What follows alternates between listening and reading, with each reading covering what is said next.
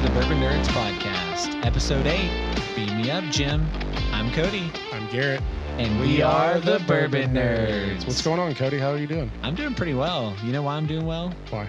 Because we have a special guest today. Ooh, special. Very special. Yes, a director, editor, friend, shadow buddy, pal, Sonic 3 fan. All of the above. All the above. So, yeah, we've got a fun episode.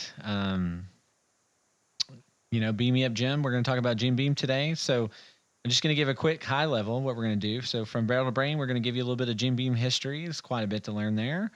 Nerd Rage, we're going to talk about the greatest game movie of all time.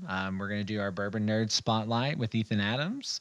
He's going to talk a little bit about some Marvel, or no, actually DC, his band. So we're going to talk a little bit about him, and then in Pop Culture Report, we'll go into some DC and things like that. Yeah, and Whiskey Sideline, you've got the NBA All-Star. We're going to talk a little bit about NFL predictions, and maybe a little bit about the Pro Bowl if we get time to talk about that. And then Neat and Balanced, I've got five things you need to remove from your diet and why. So stay tuned for that. And then last call, we're gonna surprise you and spice it up a little bit. So I like surprises. I do too. I love lamp. I love lamp. Are you just looking and saying things around the room that you love? Or do you actually love that? Baker's 7. No. Especially if it's over 8 years old. Yeah. This Baker 7's awesome. Ethan, you've been really quiet over there. How are you doing today? Pretty good, man. Pretty good. Good. I appreciate you coming on. So Ethan does a lot of our editing and makes us sound great. So yeah. Yeah, thanks for having me. Oh, I'm excited to be on the show. I've heard every episode. Yeah. So I have an important question for you, Ethan. What's up? How good was that Jamesy Pepper that you tried? It was very good. He has to put in the Jamesy Pepper every episode. Yeah. Jamesy Pepper, if you're listening right now, I know you're not alive. That's but why he had the you distillery, Jamesy Pepper, please sponsor us. I've got multiple people to buy your decanter bottle, which is great. You were on my surprise bourbon of the year, and I'm telling people the truth. So if you want to pay me to tell people the truth, I'm all in for that. He'll tell even more truth. Yeah, you're giving it all away for free right now. What do you expect them to pay you for? Yeah, that's true. But let's talk a little bit about bourbon, Cody. What do we have over here? Yeah, from barrel to brain, we're going to talk about old Jim Beam, which is one of the best-selling brands out there. Jim Beam has one near and dear to my heart. I talk a lot about James Pepper and we joke about it, but I'm a Knob Creek fan to the nth degree. Knob Creek, I think Knob Creek 12 is outstanding. Knob Creek 9, the 18 is good. I think it's a little overpriced, but I think it's definitely a solid option. Baker 7. There's definitely some good bookers out there. I know that was on our disappointing top 5 list, but if you get a hold of a good bookers, it's this uncut straight bourbon. It's very good. There's a lot. They have some of the Hardin's Creek and stuff that they come out with. So and then and the cool thing about Beam is they have a lot of good affordable stuff too. And yeah, obviously your bookers and stuff are going to be a little higher price, but even just the Jim Beam 7 is a really good affordable option, like $20-$30, and it's very, very tasty for sure. Yeah, absolutely. And I think we're planning for our future next couple episodes. I think we need to do an idea that we talked about is doing a bourbon bottle that we choose in each price point. I think that would be an interesting episode to do. So stay tuned and listen to us, and you'll get some good recommendations from us. So absolutely. So what bottle did you bring? I have Knob Creek 12, which is one of my go-to, if you're one of my everyday, I guess not everyday pours, I don't drink every day, but one of my go-tos is Knob Creek 12. I think it's one of the best values on the market, $65, $69. It's 120 proof. It's 100 proof. 100 proof, yeah, that's what I meant, sorry. The 120 proofs are the single barrel. The single barrels, yeah, that you can get. Some of those store picks are outstanding as well. But Knob Creek 12 is 100 proof. The mash bill is 75% corn, 13% rye, and 12% barley. But I think it's well-rounded. It's a Snickers in a glass. It smells lovely. Yes, it's a little nutty, but not in a bad way. It's just well-rounded. I think it's very delicious. Highly recommend it. So. What do you think about the 12? Have you been drinking it a little bit? Yeah, it's very good. It's a bit sharper to me than the Jamesy Pepper was, I think. That's interesting because it's a lower proof. No, Yeah, I that's think interesting. because it's the oak and the Yeah. nuttiness on It the is a end. little older. It's a little sharp. I think I can get a sharper. Like James E. Pepper is so well rounded. It's such a good balanced. Hmm. So And they're both I in the can see where same. he's coming with that. And I love Knob Creek 12. I mean, James E. Pepper I think is better just in general from what I've had. And I gave him batch one, which is to me better than any of the other batches I've had. They're all very good, but that batch one is on a whole nother level. Okay. Well, I brought a Baker 7 today, and the interesting thing about these Baker 7s is they're single barrels. So each one, the cool thing is they put their age statement on here. So this one is an 8 year and 7 month. You don't see a lot of these 8 year old ones, but I'll say I have a 7 month, 7 year, 10 month old one, and this one just blows that one out of the water. The only thing I've read that online that the Baker's has a little bit of a different mash bill, as a 77 corn compared to the 75 corn from your typical beam, and then 10% malted barley to the 12%. The 13 rye apparently is the same.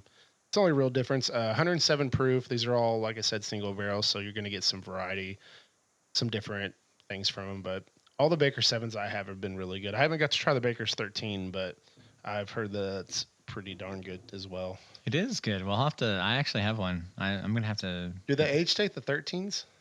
I don't know. I I'll don't look know here in a that little they bit. do or not. I can't I'll have to take a remember. look at that. That's a good question. I'm sure they do, but I haven't looked at mine. Maybe it's 13 years, 8 months, or something. That'd be Yeah, cool. it could be. I also have a Knob Creek 18 that I brought that will pop open later. This is my bottle. It is a little pricier, but I am glad I own one. It is very good. It's for the value of it. The 12 is just to me is just better, but the 18 is very good. So Yeah, it is very good. Honestly, it's an amped up 12, like from front to mid palate, but it's just the finish for whatever reason. Excuse me, on the 18, it didn't do it for me. But keep in mind, we've been drinking the Omega powerhouses of bourbon, so we're this yeah, is kind of it's an amazing experience, but it's also kind of like get to a point where it's like, what else can surprise me or get me excited? I mean, we're drinking BTAC, we're drinking some of the hardest to find pappies. I mean, at some point, it's like I don't. You've peaked and there's nowhere to go Yeah, but down. yeah. It's like I'm in high. yeah. I just I'm a senior in high school, and it's not getting any better from here. You know what I mean? Like it's yeah, we're kind of getting to that point. Yeah, we got invited from this guy named Randall. He's Randall. Is his last name Sullivan? Yeah, Randall Sullivan. Sullivan. Real talk. And yeah, Bourbon Real Talk.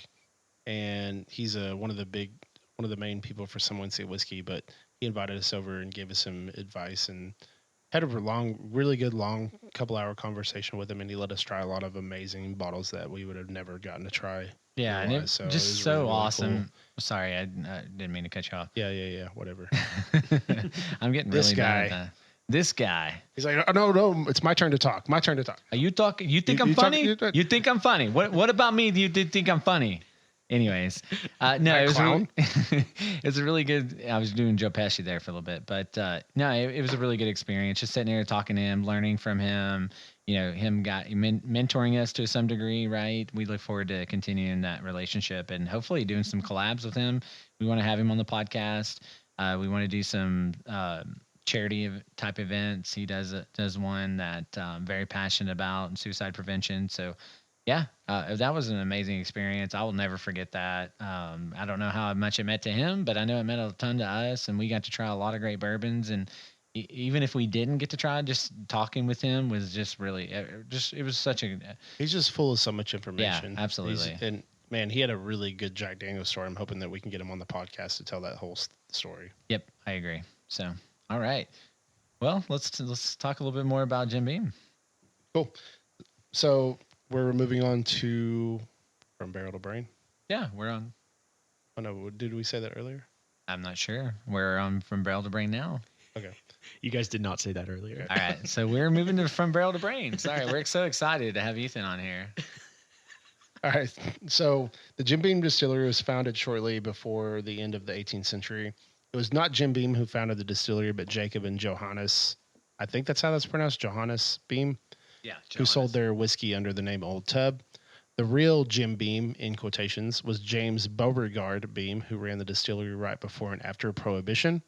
Right when Prohibition started, a raging mob tore down the distillery, leaving Jim with no business behind. During these bad years, Jim founded a quarry and actually sold stones. He was an entrepreneur and liked to run his own business, but he stated that he didn't really enjoy the stone business. Shortly after President Roosevelt signed the 21st Amendment and made alcohol legal again, Jim started to build a new distillery in Claremont, Kentucky. Mhm. He got together with some other businessmen and founded the James Beam Distilling Company, shortly known as Jim Beam. Today, the master distiller is Fred No, and he is the seventh generation of Beams producing fine bourbons. So that's what I got on Jim Beam. Do you have a little bit over there on? No, I just a couple highlights from kind of you mentioned it a little bit, but they had to close down during Prohibition. Basically, had to rebuild the business after 1933 once Prohibition ended. I think that's just really interesting. A lot of places didn't survive, so for a brand to survive as long as they have, I think that's really interesting. Um, the current master distiller is Frederick Booker No the third. He's a seventh generation Beam family master distiller. I think that's really interesting. There's just a lot of history in the family. They're owned in 2014. Beam Suntory Incorporated acquired the brand, and before that, they had changed hands several different times, but still kept the consistency. The Beam, and if you drink Jim Beam, you have to you can tell like a lot of their products like very similar, right? Their mash bills very similar. You get that nutty beam flavor, and you only know if you try it. So it's not a bad flavor at all. We're Jim Beam fans. That's why we're doing an episode over them. So again, I talked a lot about Knob Creek. The Baker Seven's a great choice. I mean, they've got the Age 7, the what is it, Jim Beam Black? Yeah, Jim Beam Black, Age age 7 years. I think is a phenomenal entry level bottle. Highly recommend it. I think it's a great place to start in the Jim Beam product. It's been a while since I've had the normal Jim Beam, but you see that everywhere. Occasionally, I travel to the Caribbean for work, so a lot of times they'll have Jim Beam. So, or it's Jim Beam or Jack Daniel's number 7, and I'm not drinking Jack Daniel's number 7. So, I'll find myself having to drink a little bit of Jim Beam, which is not the end of the world, but Jim Beam has a lot of great products. We talked about a lot of them. So I think we're just huge fans of theirs. I think they've done a lot. I think they're up there. We talked about Buffalo Trace a couple episodes ago, but I think, when it comes to consistency and the product that you're buying, I think Jim Beam does a great job of producing that. And then, you talked about if you get some of the older age statements from some of the Baker Sevens and some of the other stuff, but some of those are really, really good. So, and then the little books, I think they've come out. A lot of the little books are really good. I, got the Infinite. I thought that was really good. I don't know if it'd win the Bourbon of the Year or anything like that. It's just kind of a special whiskey, right? It's a mixture of different things, but it's still a really good product, and I'm really happy some about it. 20-year-old whiskey in it. Yeah, I think the only thing I would knock Jim Beam for is just the Bookers. I think they're trying too many different things. I think the price point has continued to go up.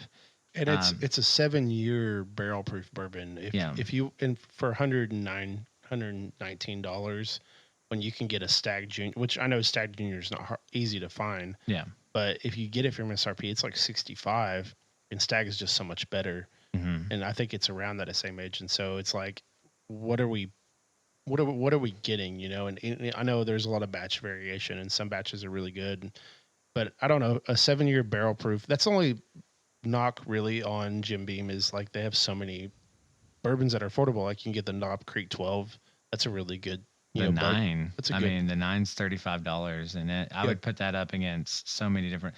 I've been hating on Basil Hayden, which is, I know, pissed some people off, getting hate mail and all that, but Knob Creek 9 is so much better than Basil Hayden. Well, and it's just like they have so many good value bourbons that just out of nowhere, they're just like, well, here's Booker's also. We're going to put it in this box for you. Like the presentation's really cool. I wanted just to have a box just to have for a collector's thing, but. Which you got one. Thanks, Ty Sims. Yeah, Ty Sims hooked me up. Appreciate it. But yeah, I mean, and again, I kind of contradicted myself, right? I said Jim Beam stands on product, on consistency, but Booker's is, I think, the exception to the rule, and I hope they get back to that because Booker's used to be renowned as Yeah. something like kind of That was like like the barrel proof bourbon that people wanted. yeah, so like something the uncut one you really sought after. So, and I hope they get back to that. And again, they have some really good Bookers. Well, and it was like the only uncut, one of the only uncut things that you could get, and now there's just so many. Now everyone's doing like uncut barrel proof bourbons. So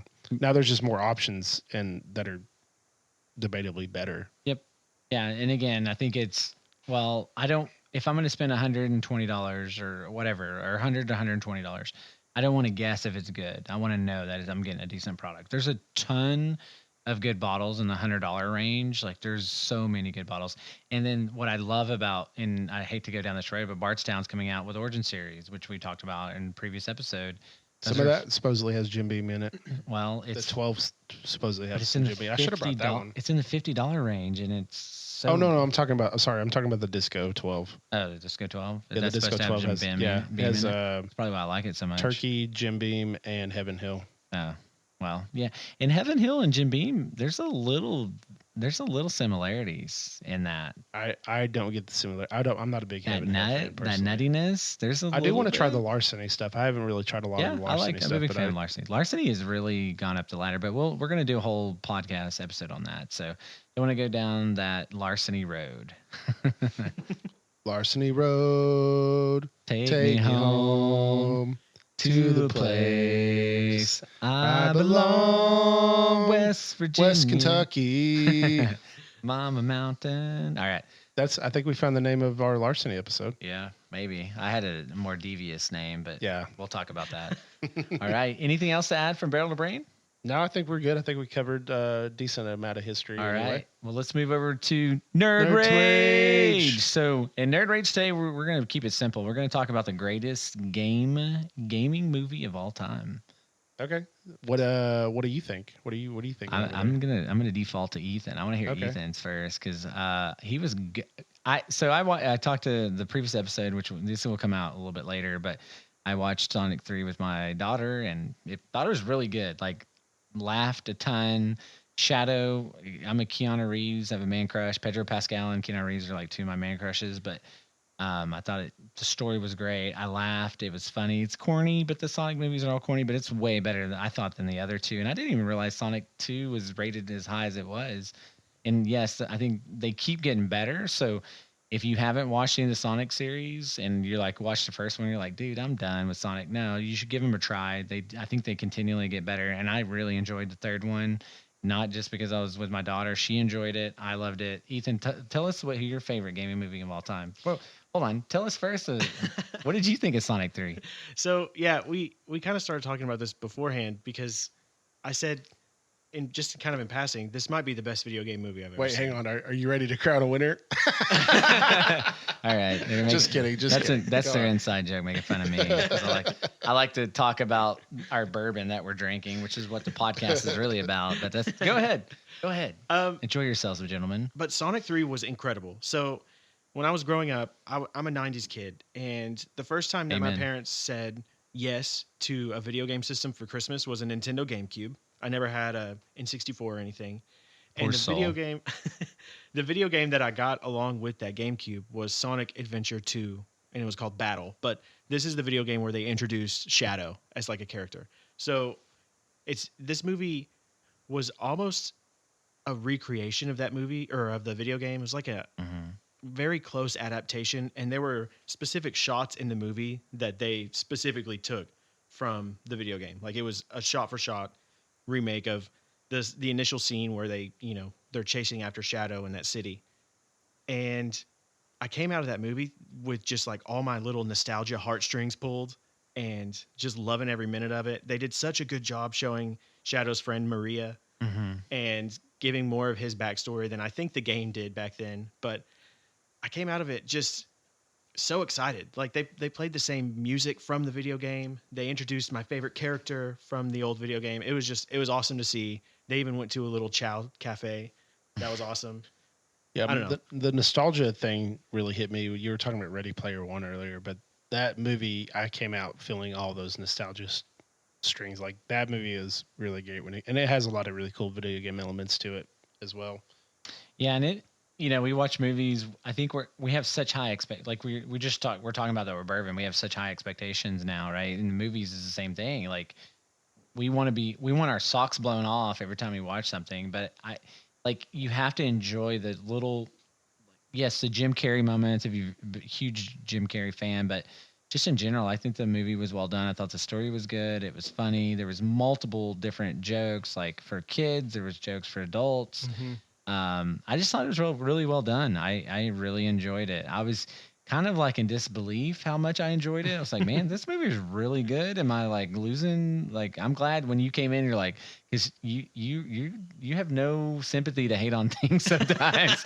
Which we have a Star Wars episode coming up in May. Wait. Yeah, and we're gonna have Ethan back. We have a lot to say about 4 months Wars. from today. Yeah, so if you're a man, we're gonna make you feel uncomfortable. real quick, have you guys? So for my October movies, I watched a movie called Werewolves Within, and that's on this list for video game movies. I've never heard of a game called Werewolves Within. I have not either. But that movie was fantastic. I haven't seen the movie, and I didn't know there was I know there's werewolf games. It's like a comedy. It's like a horror comedy, and like it has really it has 86% positive on Rotten Tomatoes. And wow, when I watched it, it was one of my favorite movies of the month of October. Which anybody listening, I do. I watch a horror movie a day in October because October is just like Halloween's my favorite time. So I'll watch a horror movie a day for the whole month of October, and that ended up being on my list. Yeah, and he reviews them and talks about them too, so it's really interesting. So anybody can tell me a little bit about that game. I didn't know that was a game, so that's really cool because that automatically goes up towards the top for me. But Ethan, go ahead and tell us what your favorite video game movie is. I mean, so I Googled a list of video game movies before we came in here, and honestly, I'm not seeing anything on here that I think was better than Sonic 3. Okay, fair enough. So I guess you could maybe something like the first Pokemon movie, or the animated one, the Mewtwo movie, or something like that. Yeah, that was really good. Those were really good back in the day, but those aren't really adaptations of anything, if that makes sense. No, those are kind of movies with the animated series, so those aren't really the only Pokemon adaptation would be Detective Pikachu. I would feel like. I thought the Super Mario Brothers animated new one was really good. I really enjoyed it. Mario was Peaches. Jack Black kind of stole the show in that. Yeah, I think. It was pretty good, and he did a pretty good job playing Bowser. I was kind of interested to see how that would go, but I enjoyed it. It's hard to get away from the original voice of Mario. I loved So in that Mario movie, and they did like a little commercial where they had the crazy Italian accents, and then the commercial ended, and they looked at each other. They were like, "We don't really talk like that." Well, and I think the voice of his dad was the original. Oh, really? Mario. What are you talking about? Italian Mario. Yeah. Coming. Don't do that again. I apologize to all my Italian friends. Yeah. So I'll go ahead. So I haven't fully watched Sonic the Hedgehog 3, but I have watched a lot of stuff on TikTok and basically watched the whole movie, but I do intend on watching that. Werewolves Within is really good. I really like Detective Pikachu. I love the first Silent Hill. Like, I think the atmosphere of that movie is really good. I think the ending is very brutal. I have a very soft spot in my heart for Resident Evil 3 because it's like Resident Evil 3 and Mad Max. I know a lot of people hate on the Resident Evil series, but if I had to choose a video game adaptation movie, I have to go with the original Mortal Kombat, just because I just watched that so much, and man, just Mortal Kombat. Is that the one where he says, "Get over here"? Yeah, absolutely. He like comes out of his hand, and he's like, "Get over here!" Yeah. So, he's like. That it's really good. And then Goro comes out. He just looks so weird because he's like a puppet. But he's just like, ooh. So it's probably, and I think Sonic. I agree with Ethan. I think Sonic 3 is in the conversation, which is awesome that they've done a movie this recent. I think the first one compared to the third one is like night and day. But I would have to lean towards Mortal Kombat as well. That's kind of the one I had, excuse me, in the back of my mind. Like, it's just such a nostalgic movie for me. Go back and watch it. Like, I've watched it probably a couple years ago, but Mortal Kombat was a game, like beating the crap at each other with your friends, the fatalities and stuff. And I thought that was a pretty good movie in its time. I thought the newest one. Have you seen the newest Mortal Kombat? I have. Yeah, I think it's fine. It's got so many awesome The parts. guy who plays Kano is pretty funny. Yeah, and I thought the guy played Sub-Zero, right? I think Yes. I Sub-Zero. don't love the new character they created for that though. The main character guy. Yeah, I don't. I think they could have chosen an OG character. Yeah, Not necessarily Liu Kang, but they could have gotten someone but else. some of the parts of that movie, the action, the like cinema. the Sub-Zero and Scorpion thing that was awesome. Yeah, that was I loved legit. everything that they did. Man, I felt like they were so close to like hitting it, but they just didn't. I Quite mean, there's get it. another one coming out too. Maybe they'll really Yeah. kind of nail it on that one. I hope so, but That was one of those movies where I feel like the best scene in the movie was the opening scene, where it was yeah. wasn't it Down. Scorpion's background story or something? Yeah. yes, Like yeah. Sub-Zero's like a assassin or something. Yeah, Yeah. where it just like it does a cold open, and the rest of the movie doesn't get better than that little sequence. It's still good though. I still love the original a lot more. Yeah. It's funny to me that Not a lot more, but you But guys no. are saying that Mortal Kombat's your favorite because of the nostalgia that the movie brings you. Yeah. And I'm saying that Sonic is my favorite because of the nostalgia that it Yeah. brought I me. grew up playing a Yeah. lot of Sonic. Like I love Sonic the Hedgehog. I love spinning and doing the ring. I was Yeah. more a Mario person. I beat Mario when I was played 3. those too. My Yeah. son beat I had a Mario. Sega- He was 3 years old. I had a Sega Genesis and a Super Nintendo, so I played both of them. Yeah, my friend had a Sega. I don't think I ever had a Sega Genesis. But, Sega. so it was like we were split. I had in my Nintendo Bros and I had my Sega Bros. My Sega broke though, so I didn't have it for very long. I never had like a Mario game. I had Smash Brothers for the GameCube back in the day, but Ethan, did you hear about my story of beating Mario when I was 3 years old?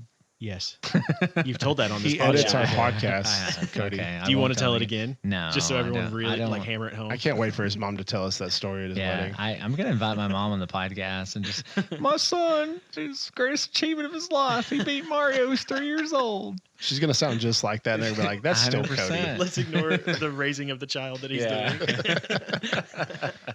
No, but that's a good debate. I mean, we would love to hear if you want to comment. What's your favorite gaming movie of all time? So wait, which one did you pick? I picked Mortal Kombat. We Oh, were on the okay. same The team. OG? Team Mortal Okay, Kombat. okay, Yeah. okay. Mortal Kombat. Do you feel like you're picking that because it's fresh, or do you think you'll still feel that way in like a year? I think I'll probably still feel that way in a year. Okay, fair enough. I mean, I don't know that there have been any other like really good video game movies. There's not and a lot. A lot of the really good ones I never played the video games of. So Okay. like Mortal Kombat, I remember seeing that movie way back in the day, but I didn't play a Mortal Kombat game until probably like 2017 or something. Hey, Yeah. you know what's like the worst video game adaptation movie is Mortal Kombat 2. that thing was god awful. Oh god, that was so There bad. have been some She's really like- bad ones. Yeah, there's been quite a few. Man, bad there's some ones. really bad characters, some really bad recasting. Killing Johnny Cage at the very beginning. Like there's so many things bad with that movie. I don't know. Oh man, that was such a bad movie. It's It's sad. horrible. Hopefully, the new Mortal. When does the new Mortal Kombat movie come out? I don't know if it's this year or next year. I think I think it's done filming, so it could be. It's probably this year. I'll have to look that up Okay, and see. that's exciting. Mortal Kombat's one of those things. I don't even know. I couldn't tell you the story of that movie that just came out. Like the one that came out in the last 5 years. I couldn't tell you the story or what happens at all. I just remember there being cool. They like- fight and stuff. Yeah, I just remember there being good fight scenes and great Test. CGI. Your mic. It says 2025, so we'll see. Sweet. It says the release date is October 24th, 2025. All right, cool. Well, we'll see. That'll We'll be have an to- October movie. that'll be Yeah. a juicy No, podcast. I watch horror movies, This Ethan. guy- Oh, sorry. Well, I'll be watching Mortal Kombat in October, and I Actually- will be sharing my thoughts with you. I'll still watch it, but it's horror movies or like Halloween themed movies, like Nightmare Before Christmas, stuff Like, like does that. Killer Clowns count? Killer Clowns from Outer Space I is saw it. awesome. Guess who's watching that in October? I am. Cody is. I'm gonna It's no. amazing. So we should do. This would be really fun. I don't know how many horror movies I can watch, but you do your monthly like my review on horror movies. I should watch them, and I'll give you my honest opinion of them. And again, Garrett's watches movies in a completely different way that we normal humans watch movies. But yeah, I think that'd be pretty interesting. I just want to add this Knob Creek 18 tastes amazing right now. Okay, well, I can't wait to try some in a second. I don't know what it is. It's hitting different today. All right, well, that'll conclude Nerd Rage. Nerd Rage! Let's move over to Bourbon Nerd Spotlight featuring Ethan Adams, our editor, chief, co-contributor and number one fan. He's gonna have like 20 titles by the end of Yeah. this. I don't know that I would say chief in there. I'm not telling you guys what to do. He's the chief editor, the assistant Hey. editor, the. When he got here, he pointed his finger at me. So that Oh, gives- why? Oh, I don't know. I'm just making stuff up. Do you point your finger at me?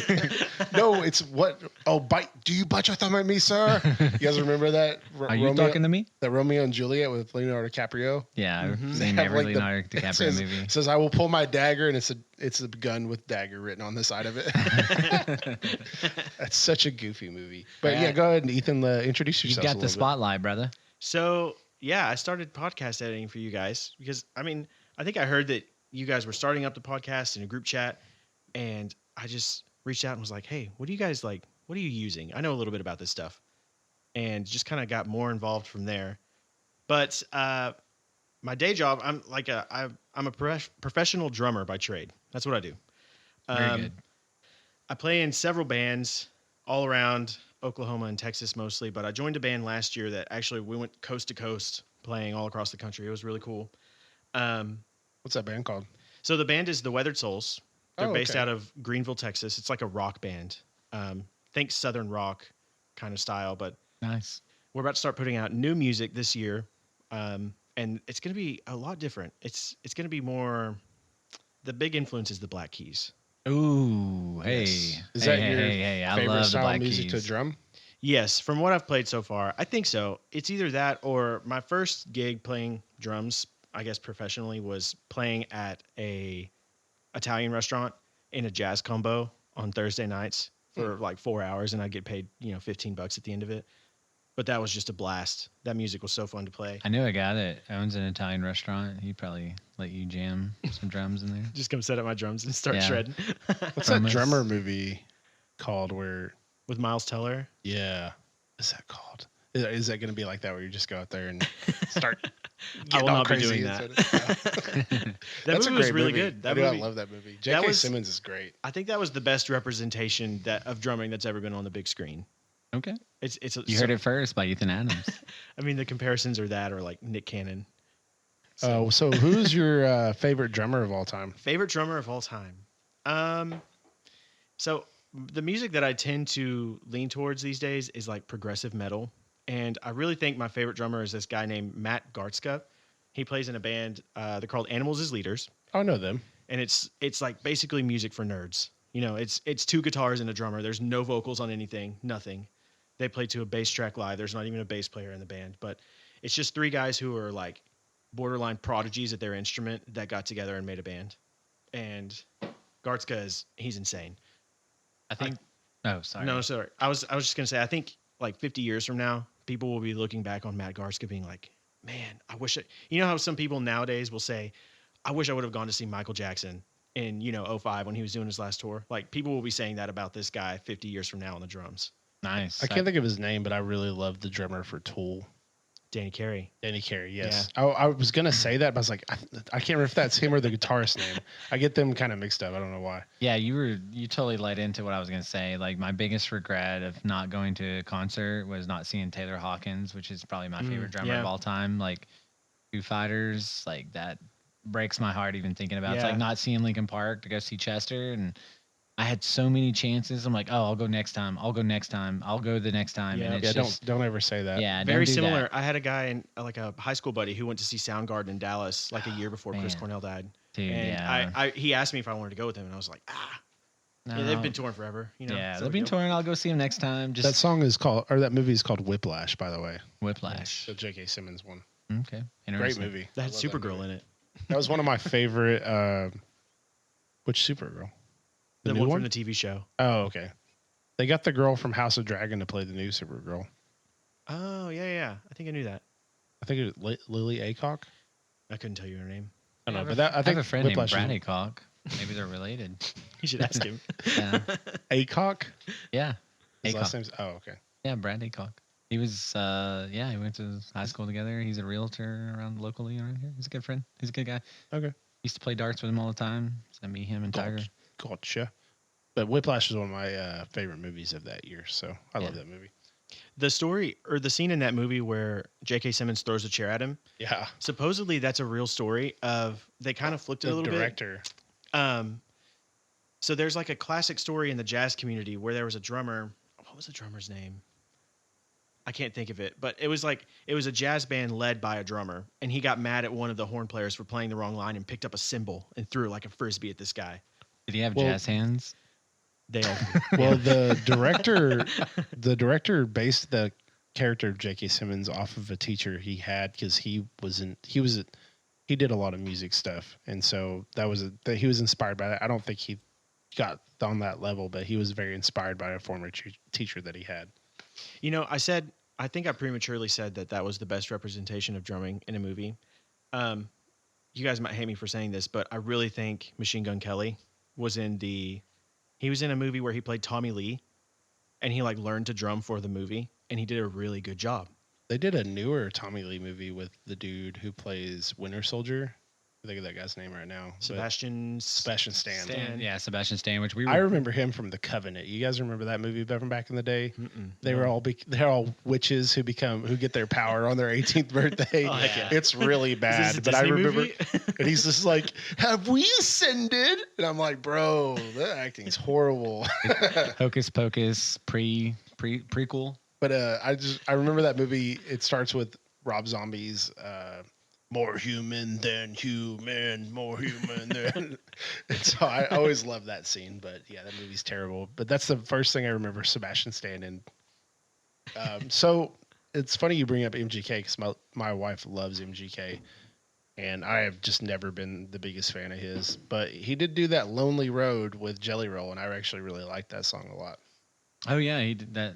I actually like that too. I don't but- guess I've heard it. It's a lonely road, take me home, because it's based Yeah. off Like the of Willie Nelson song? not No, Willie Nelson, John it's Denver, John brother. Denver. Oh yeah. Yeah. Whatever. But it's actually a pretty good song, and I'm like, so he's kind of delving into country or whatever. Like he did a punk rock album, and Danielle loves that. But he's The kinda punk rock delving album, into I remember whatever. all the punk rock crowd, I think, really liked it. I think it was fine. He's just not a good singer. Like when he's trying to sing that kind of stuff personally. Isn't And it unfortunate that and my nowadays you can just say like these multi-platinum selling artists are just like, it's not a good singer. I mean, Yeah. to be fair, a lot of the To be fair, a lot of the punk artists from back in the day weren't great singers either. This They're is just true. out there going, Yeah. ah, breaking the law, law. So, it's Good not Charlotte. No, I'm just joking. I like Good Charlotte. I do That guy too. is a good singer. Just- He's like on I'm those just joking. singing shows. I feel like or there was a whatever. lot of auto-tune going on Yeah, back in the they're day. The stars of the rich and the famous. Right, we're talking about two of Danielle's favorite things: MGK and Good Charlotte. Oh, she's gonna love. Yeah, I was joking about the Good Charlotte thing. I think they have a good. No, voice, but- I was talking more like, crap. I can't even think of the old school punk bands from Like back in the day. Rage or What? Rage Against the Machine? Yeah. No, You better back up. Rage Zach De La Against the Machine Rocha, isn't man. punk It's sacred. rock. no, but I thought you were just Killing saying, in the name of. I think of them Zach when I think De La of Rosa punk is not rock. a very good singer either. He's a kind of a. He's like a revolutionary He's rapper. like a poet. Yeah, he's like a poet who's yelling at people. Yeah. What is punk rock to you guys? Like Blink 182? Yeah, Or- Blink 182. But I'm talking about Green like Day. old school punk. Like I just can't think of the names off the top of my Yeah, head. Rage right Against the now. Machine's rock, man. That's not punk rock to me. I don't know. That's It revolutionary. is. It music. is just rock. But like, yeah, like Blink 182 is newer punk. I wish I could think of the older. What's my age again? Oh my god! I'm gonna have to What's look it my up. It's age gonna freaking drive me again? crazy. Dude, my memory's getting your worse. time all on day. me. Need you already. Voice inside Inside my my You head. guys head. says YEAD. Oh, my like yeah. Okay, so Sex Pistols, the Ramones, Dead Kennedys, Misfits, like those are like Okay, old Sex school punk. Pistols. Okay. Bad Religion, I don't know Green. if I'd say old punk. I guess Green Old Day is punk? I kind think of them older. like Yeah, I don't know. Rancid. cult rock. Like Yeah, cult that's like rock. more- No FX. Is that fair? When I think Cult of punk rock, I do not think of any of those. no, I don't bands. think of those. What do you either. think of when you think Like of the Blink era style. Blink bands. Yeah, Blink 182, 182, yeah, Sum 41, Green Sum Day's another one. 41, Green Day. Yeah. I mean, but Green Day's older than. No, No, they're yeah, the they're a little same. older than Blink 182. Yeah, I think. a little bit, maybe not much. The Offspring, Offspring, yeah. Rise Against. Yeah. I've seen So. Offspring live. Yeah, well, that's a fun topic. I like talking about those. Being a '90s kid's great, man. That's the best to me. The best decade of music. I'll argue that to my grave, but you may not agree with me. But I think '90s, you get best country, best pop, some of the best rock, alternative at its finest. I mean, you get some of the best. And that's the beginning of like what is that style of music that they consider like disturbed in them? It's crap. Like old school metal. Yeah. I don't know. There was a term for it, and I wish my memory was better. I think if I had to pick a decade for New best metal. music, New new metal. metal, Yeah, yeah, new metal. Okay. like That's Static X, that kind of stuff. God, I love static. That's Love industrial Don't metal, Blame. but yes. Or Static Limp X. Bizkit. Yeah, they are new metal. Push it. Did it for the You know, Bizkit. a lot What of it- people will talk about something and I'll be like, "Are you just saying it's just one of those days?" That's good. And like my friend Hunter Boston would just be like, "Shut up, Garrett." It's just If been I- one of those days. I don't want to wake up. Go ahead. If I had to pick a decade for music, I think I'm saying 70s. Um, You're still getting like the birth of all the great rock music. You've got Zeppelin going strong, mhm, and okay. arguably the greatest drummer of all time, John Bonham, going just blowing people's minds when he's 15 years old or whatever.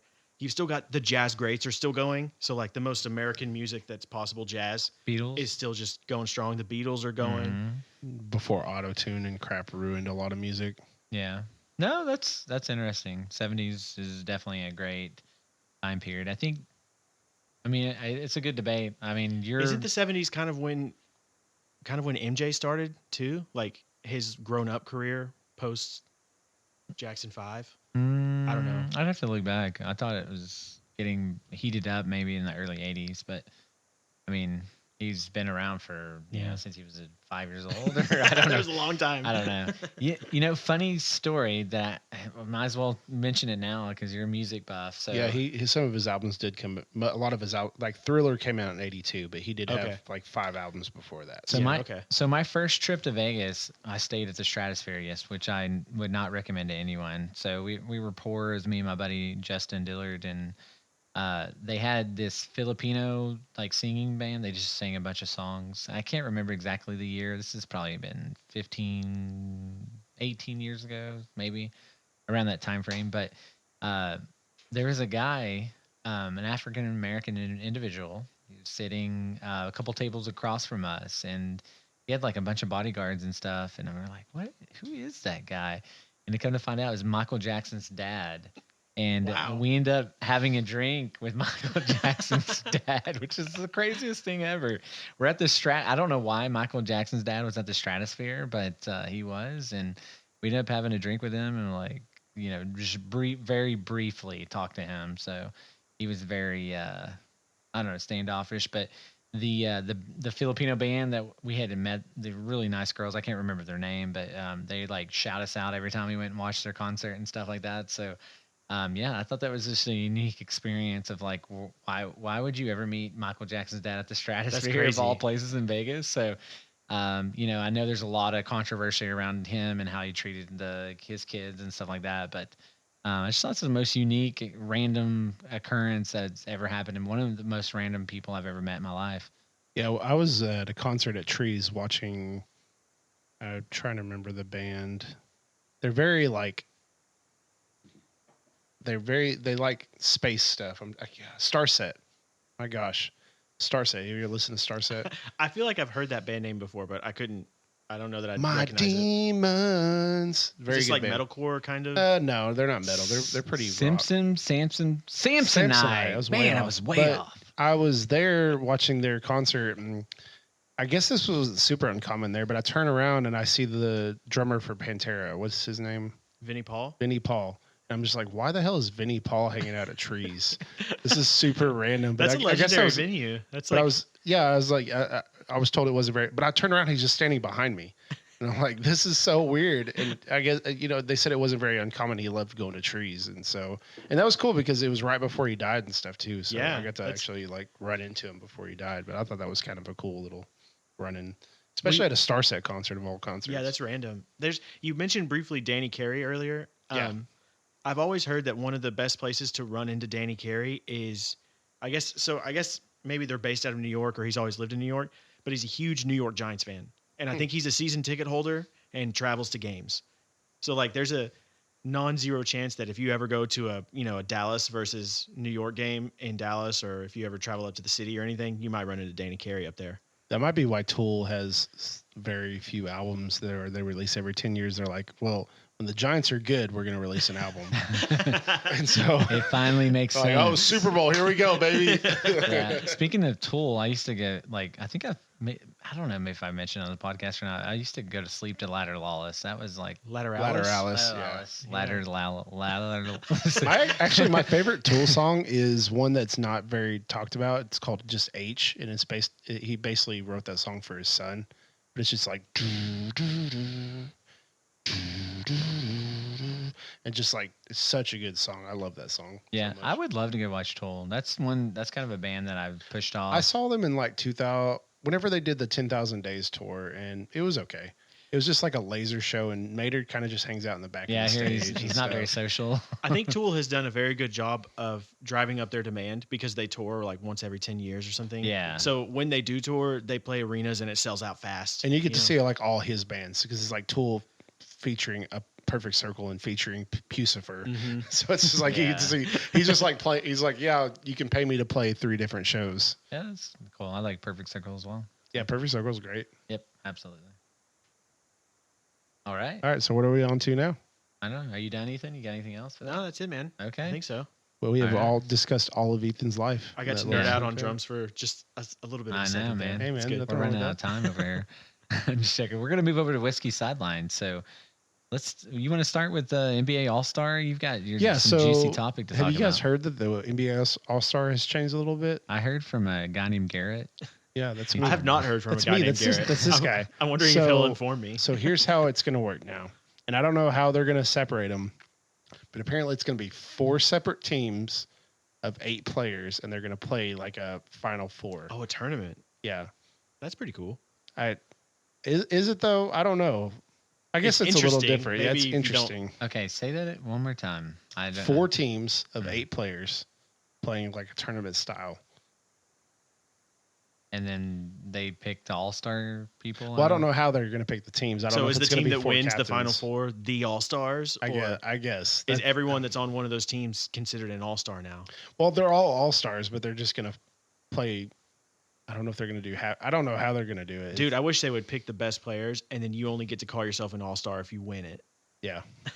It's like you get a pin for that year. If Yeah. You won. You only 8 All Stars. I think we need to do a little more research on how that's going to work, but that's interesting. I just saw it being talked about on ESPN or something. And I was like, this is weird. I know the All Star game is one of the biggest jokes in sports. Well, in the- NBA. I think the Pro Bowl in NFL is Pro kind Bowl of the is same. Pretty bad too. Yeah. Yeah, it's like flag football now, right? Yeah. Yeah. Well, no one wants to get hurt, which understandably, these Yeah. guys are millionaires based on their craft. Yeah. And no one wants to be out there full-fledged tackling in a Well, let's meaningless just play game. Madden then. Like, screw it. Just like That have would them be all more just play fun. Madden Like against each other. EA Sports. It's in the game. Do you remember back in the days, they used to like tell all the quarterbacks, hit this bucket from 50 yards away and the person who can do it wins. Like little contest games like Yeah. that. That was cool. No, they still have those. Do they? Yeah, they're like skills training. Yeah, they do skills Dude, they challenges. had what's his face? He's on ESPN. He used to be a Detroit Lions quarterback. Stafford?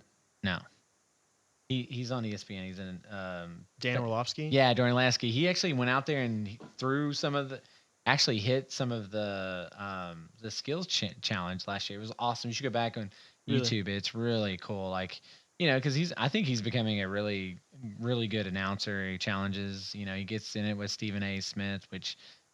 To me, Stephen A. Smith has just turned into like, I'm going to yell at everybody and this is the And way I F the talk. Cowboys. Loud is always better. Haven't you seen my movies?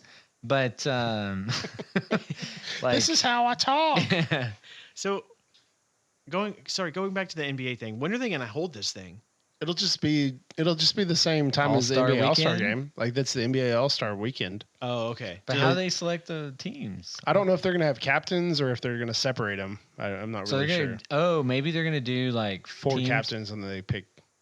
Like they're gonna have a random all-star team and they play each other. I think that would be better. Just randomly put 8 people on one team. Yeah. Yeah, that's be cool. cool. I don't know. Because I then think you there's don't get to something with just pick who you want your team to be. Yeah. Will they Any split of it up them. like East and West? Probably. I'm not sure. Like East Team 1, East I'll have Team to look 2. into it more when we get closer to that. Because But it was and I can understand, because the NBA is losing a lot of people, these days. And so they added the in-season tournament, which I think is a joke. Is that what's up with all the crazy court colors? I keep seeing all these highlights where No, there's like a that's green the court. in-season tournament that they were doing. I mean, it's kind of interesting, but Is that I think fake? Is it CGI or are they actually changing the color of those I think floors? the court is actually that color. No, the court is. Yeah, it's like That's turquoise wild. blue, like you saw the Thunder court. Yeah. Like you The can court barely is watch the blue. game. The court is blue. Yeah. The gosh darn pin is blue. Hey, at no point in your rambling, incoherent response were you even close to anything can be considered a rational thought. Oh, We are now dumber for listening at that. I award you no points, and God have mercy on your soul. he's just been waiting to say that. Dang, I dude. have been waiting 8 episodes to say that to you. I'm just joking. He had to read it from his phone like a noob. If you're gonna come out with me with movie quotes, you should say it to my face. Dang it! I did say it. I'm right No, here. you were looking at your phone. I'm looking at you right in your face. I'm talking to your stupid face. Hey, this Knob Creek 18 tastes pretty good. It's balling. Yeah, it's balling. Still, I finished mine. the weekend So is Knob good. 18? Oh yeah, I had 12, didn't I? Yeah, the now 18? you want the Yeah, 18. sure. with the Will you big pour me? brother. Yeah, I had some Knob 12, and he just poured me this 18, and this is noticeably better. Yeah, is good. That I 18 don't know is if I really could tell you why it's better, but I think it's just better. It's just it's like okay. So the thing I knock on the Knob Creek 18 is just the finish isn't there. Like it's so just to put in perspective, that's like a $170 to $200 bottle, and What? the you Knob poured Creek. me so much. No, don't worry about it. No, it's that's a Garrett fine. pour. That's what he does. Well, and the Knob 12 is like 65 bucks. Oh wow. Yeah, so it's about value for your money. So it is just to be clear, Knob Creek 18 is a very be good. clear. I said not to be fair. I said just to be clear. No, but I still, yeah. Yeah, you read it. Nowhere. No, just. Don't do that again. I've been saving that forever, and I did have to look at my phone. And then you so- brutalized it because you couldn't read it from your phone very good. Yeah. Oh well, I don't know. I'll do it better next time. But anyways, You had to memorize it. Yeah, no, Knob Creek 18 is really good. So you're saying it's maybe a little bit better, but it's not 3 times the price better? yes? Is that kind of what you're getting Yeah, at? that's exactly. See, Yeah. this is why we need this guy around. Like he can just collect. But our it is thoughts very and- good. It I is like good. it. Yeah. No. We'll bust this other one out here and after everyone's done, and we'll really see what tastes good. The perfect bourbon. Yep. Yeah, he just put a George T. Stagg right next to my laptop, and yeah, so. Yeah. I'm going to have George C. Stagg looking at Ethan. And we don't only Just drink to your soul. allocated bourbons, to be clear. So we're equal opportunity here. Just to be clear. Yeah. That's where it's from. It's Always Sunny in Philadelphia, the episode where Charlie writes a play, and so the character of Dee in Dennis is like a waitress and like a little boy, and she's like, just to be clear, I don't like little boys, just to be clear. I remember that episode. That's funny. It's one of the greatest episodes of television ever. Do you want If to talk? you've never watched it, you should watch that episode. I think I'm gonna. Do you want to talk about the Pro Bowl at all? I think just we'll highlight. We'll talk a little bit more maybe, but somebody didn't make the Pro Bowl this year. Well, I know what you're getting at as far as someone didn't make the Pro Bowl, but let me talk about someone else that didn't make the Pro Bowl that I'm salty about personally. Yeah, go ahead. Is it your boy Trevor Lawrence? It's not my boy Trevor Lawrence. Is hey, can I ask a serious question? Yes. Is Trevor Lawrence alive? Yeah, man, he's good. He just Okay. posted they're having a baby. They got a Awesome. bunch of Well, baby stuff. for Congratulations, Christmas. Trevor Lawrence, for having a baby, and I'm glad you're alive. So what these guys are getting at, if you don't know me, I'm a massive Jacksonville Jaguars fan. Boo. That's like part of my personality, unfortunately, and it also unfortunately means that the Houston Texans are my mortal enemy at the moment. I'm a Texans fan, by the way. Sorry, I'm a, Garrett. I'm a Denver Broncos fan. Hey. Hello. You know, it is what it is. But my boy Brian Thomas Jr. did not make the Pro Bowl. Yeah, what is up with that? They I had put no Zay idea. Flowers in the Pro Bowl. Yep. When Over Brian Thomas Jr. and there was another receiver that definitely should have been over. Like Zay Flowers Jerry hasn't had that good Judy of. and Zay Yeah. Flowers over Jerry my boy Jeudy. Brian Thomas. Okay, so I had Brian Thomas Jr. on several of my fantasy teams, and Did he win you any That dude leagues? killed it. He's incredible. Did I Neighbors have make him? the Pro Bowl? Did I have him in your league? Malik Neighbors didn't make the Pro Bowl? I don't believe so. No, they hate putting rookies in the Pro Bowl. I've noticed that. But And like they Zay put Jerry Flowers freaking Judy in there. What did he have? Like one good game this Yeah. season? He had the crazy against the Jameis Winston Broncos. game. Yeah. So I agree wholeheartedly. I think Brian Thomas is going to be a good argument for that. I mean, He's a top 5 receiver. Like undoubtedly, yeah. when you look at the stats, when you look at his performance, everything. Jerry Judy did have 1,229 yards. I guess I didn't realize that. He had 500 of them in one game against the Broncos. Zay Flowers did have 1,000 yards. But Brian Thomas But- did this with Mac What was Jones Brian- throwing him the ball. Come on, guys. Dude, Brian, I love Brian Thomas Jr. I wish I had him in some of his Dynasty. best But games. yeah, I mean, I'm not going to disagree with you. He's my boy. He should be rookie of the year, and I'll stick to that wholeheartedly. And I he know had you're going to 10 disagree with He had that. 10 touchdowns, which is like he had more than Jerry Judy and Zay Flowers combined. He set Jane set Daniels records is going for to the get rookie of Jaguars the this year. I mean, I wish Bo Nix would. Bo Nix kind of just he didn't close those game defining moments, even though he played really well. Like that. Did you watch that Bengals Broncos game? That's one of the Yes, that was that's nuts. one of the best games of the entire year. Yeah. I remember there was like 2 minutes left in the fourth quarter, and the Bengals went up, and I was like, "Oh, okay, it's probably Yeah, over." And it's then over. Bo Nix just threw like an 80-yard touchdown. Yeah. I also Oh, have a man. complaint. Danielle Hunter? Hunter. Yeah, I don't know. how Danielle, it's- yeah, but Danielle. he didn't make the Pro Bowl, and him and Will Anderson have both had fantastic. Brock Bowers made years. it, right? I would hope so. Like if Brock believe Bowers didn't so. make it, something's Man, wrong with the world. That's the rookie of the year right there. Brock Bowers. Yeah. How could can you make a be huge arguably argument the for that. best person in the best tight end the in league at your position Yeah. and not be rookie of the year? That's Yeah. crazy. It looks No. like Jonnu Smith didn't make it, and he had like a career year. I don't think any Dolphins made it, which is crazy with Tyreek and Waddle down Uh, there. Tyreek Yeah, hasn't but been Waddle great. had the worst Baker year Mayfield ever. Waddle didn't had- make got it. hurt. Which is he's been hurt. Zach Allen, your defensive lineman, didn't make it. He's had a really good year. Yeah, Zach Allen's been really good. Yeah, Danielle Hunter, he's number 1 on most snubbed Pro Bowls. Yeah, Bowlers. Brian Thomas Jr. is number 4 on there. yeah. That's crazy. No, it is. That's an interesting conversation. Mahomes didn't make it, which I understand. I think Joe Burrow's been better. Lamar Jackson is having his best statistical season. I know we had a little bit of debate about the Bengals, and I was like, he has Jamar Chase and T. Higgins, which are two Yeah, that's like the the best MVP receivers. conversation. Yeah, I thought about that a little bit more earlier, Mhm. and I think my counter argument is: so if MVP is going to be most valuable player, would it not be the person that's come in and made their team better? Would you agree with that? Because if that's the case, then Sam Darnold is your MVP. Because not much has changed in the Minnesota Vikings other than Sam Darnold, and they are significantly better. Their this year. defense Are they is better. significantly better than when they had Kirk Cousins? Yeah, I don't know about they're that. about to be the 1 seed in the NFC. Yeah, but their Yeah, but they defense had is some good way better. They had some good seasons with Kirk Cousins too. Like they had 10 wins. They They had 11 good win seasons, but they're not. They have a top 3 defense. Like they didn't have a top 3 defense when Kirk Cousins was there. So like that's where I would counter argument that. I mean, and I do think Sam Sam Darnold Darnold's had should an be in the amazing year. conversation, but like look at Joe Burrow's. What Joe Burrow's doing the last. he's first 5 in passing yards, first in touchdowns, and second in QBR. Yeah, like it's I don't nuts. know how he can't be. And I like considered. your argument. You're like, oh, you should give a quarterback the And best record. they start- But Yeah, that shouldn't be the thing. It seems no. like it's let's look at the top 3 teams and take the best Yeah, quarterback. Blah blah blah, absolutely. and it drives me up And the it's wall. pisses me off. I apologize. I'm gonna get on a stand right now that they're not gonna let Saquon try to break Eric Dickerson's record. Yeah, Like, that really got under my skin too. I'm like, guys, Which I kind of against the get it because Giants? it sounded like some of the offensive linemen on the Eagles were like, "Look, we kind of want to take a break this week. We kind Yeah. of want to sit out. We're locked in. Blah blah blah." Also, the Bengals have won 5 games in a row to get back Yeah. into playoff. Yep.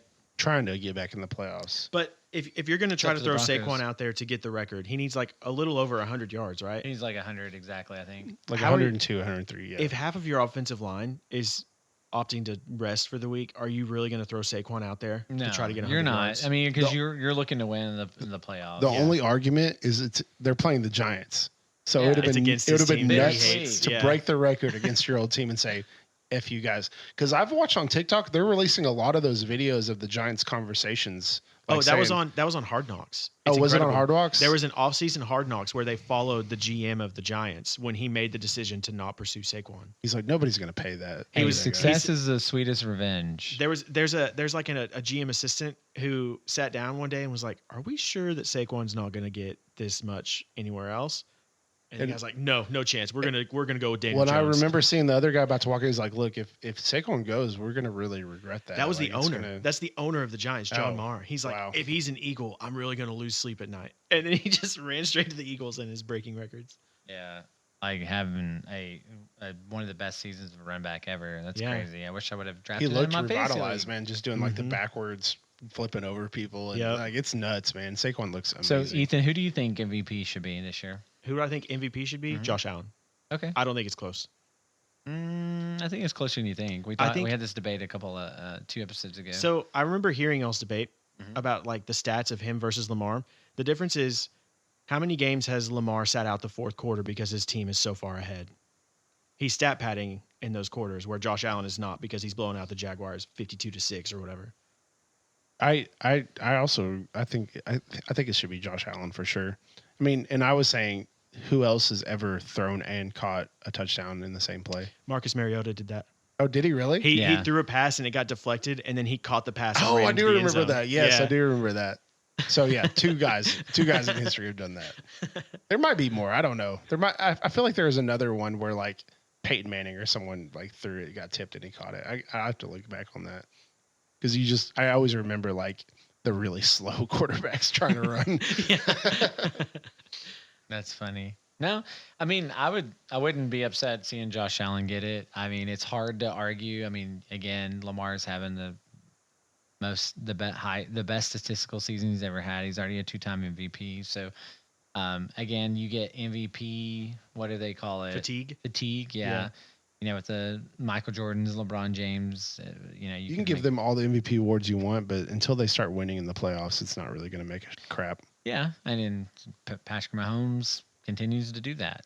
Yeah, But then again, don't they give out the MVP before the playoffs they start? do. Yeah, they do. Or maybe at least before the Super Bowl. Yeah. Yeah, it's like week 2 or 3 of the playoffs. I think it's after the last playoff game before the Super Bowl because they like take an off week so the Super Bowl teams can rest, and that's when they do all the awards. I think. And they do Pro the Bowl. same thing in the NBA because I remember the year. I think it was Dirk Nowitzki got MVP and they were eliminated from the playoffs. I'm just like, man, that's so weird to get like the MVP trophy and you're just like in your street Yeah, clothes. you're done. Yeah. Don't take me back to memory lane and some sad memories of being a master. Hey, man, they won a championship. They did. There was I that know. one year where Dirk just took over and beat everyone. 2010. He's like, screw you, Miami. They Heat." should have won a championship in 2006, and that was rigged. Yeah, and even Donahue, the referee, go back and watch that. I don't care if you're a Mavs here fan or goes. not. Go back and watch that final series. I've watched it multiple times. Who did they play in 2006? The Heat, and you could not even look at Dwayne Wade without getting a foul. I thought they won that one. Did they play a second one? No, they Against them? played they did. they beat the Heat played to win the when championship. LeBron was there. This is the Heat with the Shaq. That's what I'm talking about. That's No, what, it's 2010 is when we beat the Heat when they had LeBron, Dwayne Wade, and Chris yeah. Bosh. Oh yeah, I do. Okay, yeah. I was at I was in basketball camp when that happened. We had Josh Howard, Dirk, Dwayne Wade just kept Jason hitting Terry. that mid-range jumper. that Yes. nobody could This stop. reminds me of those. Have you seen those like AI videos of some referee who's like personal foul? He looked at Pat Mahomes the wrong way. Yes. Yeah. 100%. Even Donahue had hinted that finals was rigged. But anyways, we'll go back. That's a different conversation. We're gonna have a conspiracy pod. You can do your A sports Sasquatch conspiracy bullcrap. pod. Sasquatch, baby. I just poured the George tea. It's going down. Anyways, all right. What else? Oh Do you think Sasquatch is around here? yeah. It's pretty big around Atoka. It's pretty close. So I visited the Pacific Northwest a couple times in the past year or two, and they really think Sasquatch is up there too. They really do. So there's an interesting theory, and I don't know if I've talked about this on the pod or not, but there are portals throughout the world, Oh goodness. just like the Bermuda Triangle. That's why everything kind of disappears. But that's how Bigfoot Sasquatch gets in and out of places. Are they shaped like large pipes? that You just teleport out. I'm not of? sure how they're shaped. They could be invisible. So the theory is that there's actually like one Bigfoot, There are like 7 portals around the world. but there's one singular Bigfoot. Who's No, just they're just like there's multiple. They're like a tribe. like a tribe, yeah. Like a species.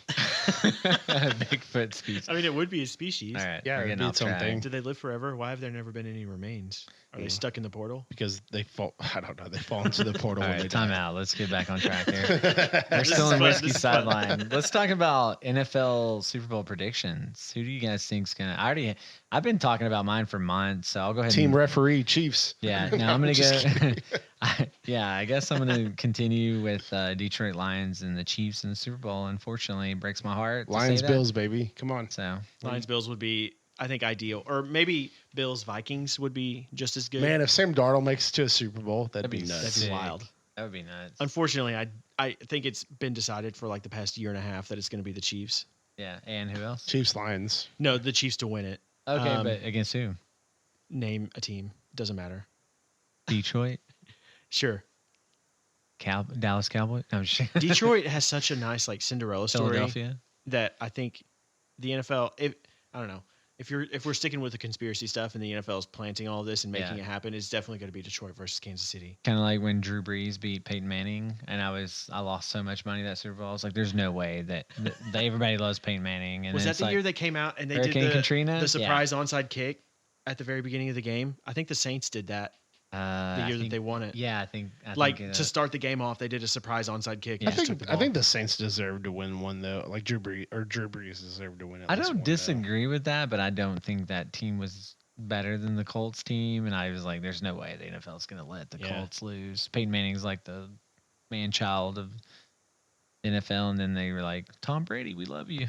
Here's the goat. Here's the goat." Meh. I think,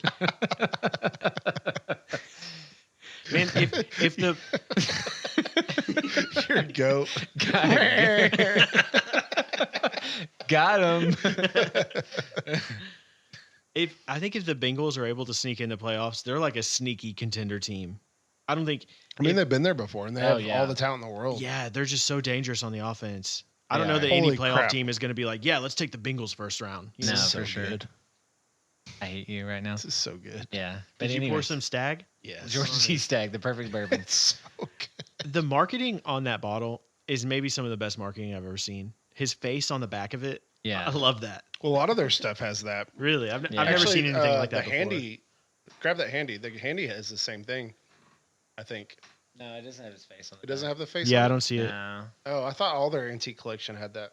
no. Well, we only have 2 bottles of that, so I don't know. Yeah. I haven't. Yeah, we don't have that. I know other Size antique Rec 18 collections. doesn't have it.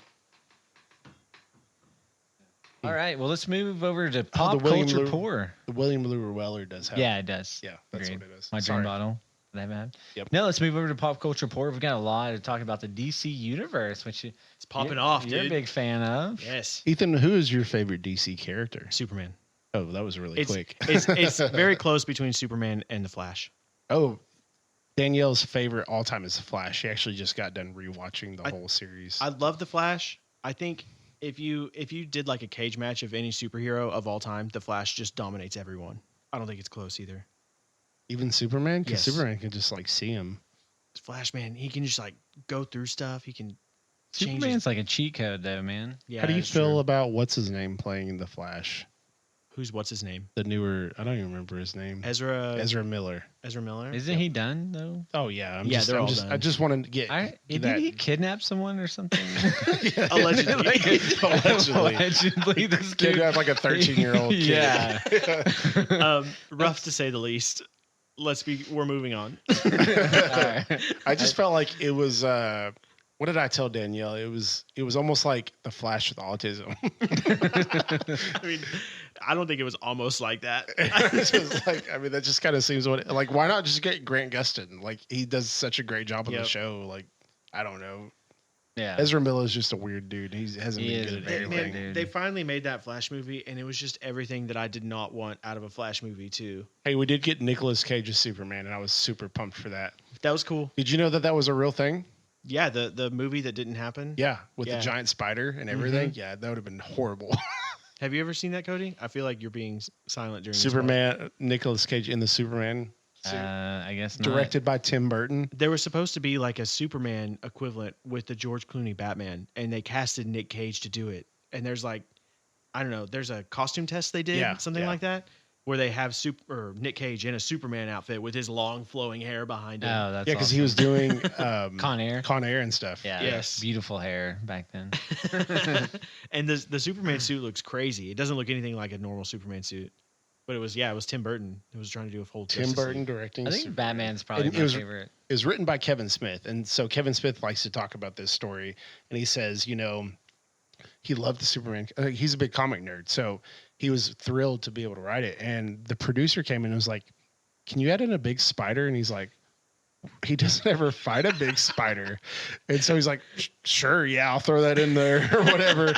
And then that big spider idea, that producer ended up producing the Wild Wild West. And so that's where that big spider from Wild Wild West comes from. Wild West. It's from that Superman Desperado. idea. Like the Will Smith Wild West Yes. movie? Yeah. That's funny. He's in that big spider thing. That's where that idea We're came going from. straight to The Wild, Wild Wild Wild West. West. Let me see. Here you go, that look at this. dawn. What do you think about that? What are we looking at here?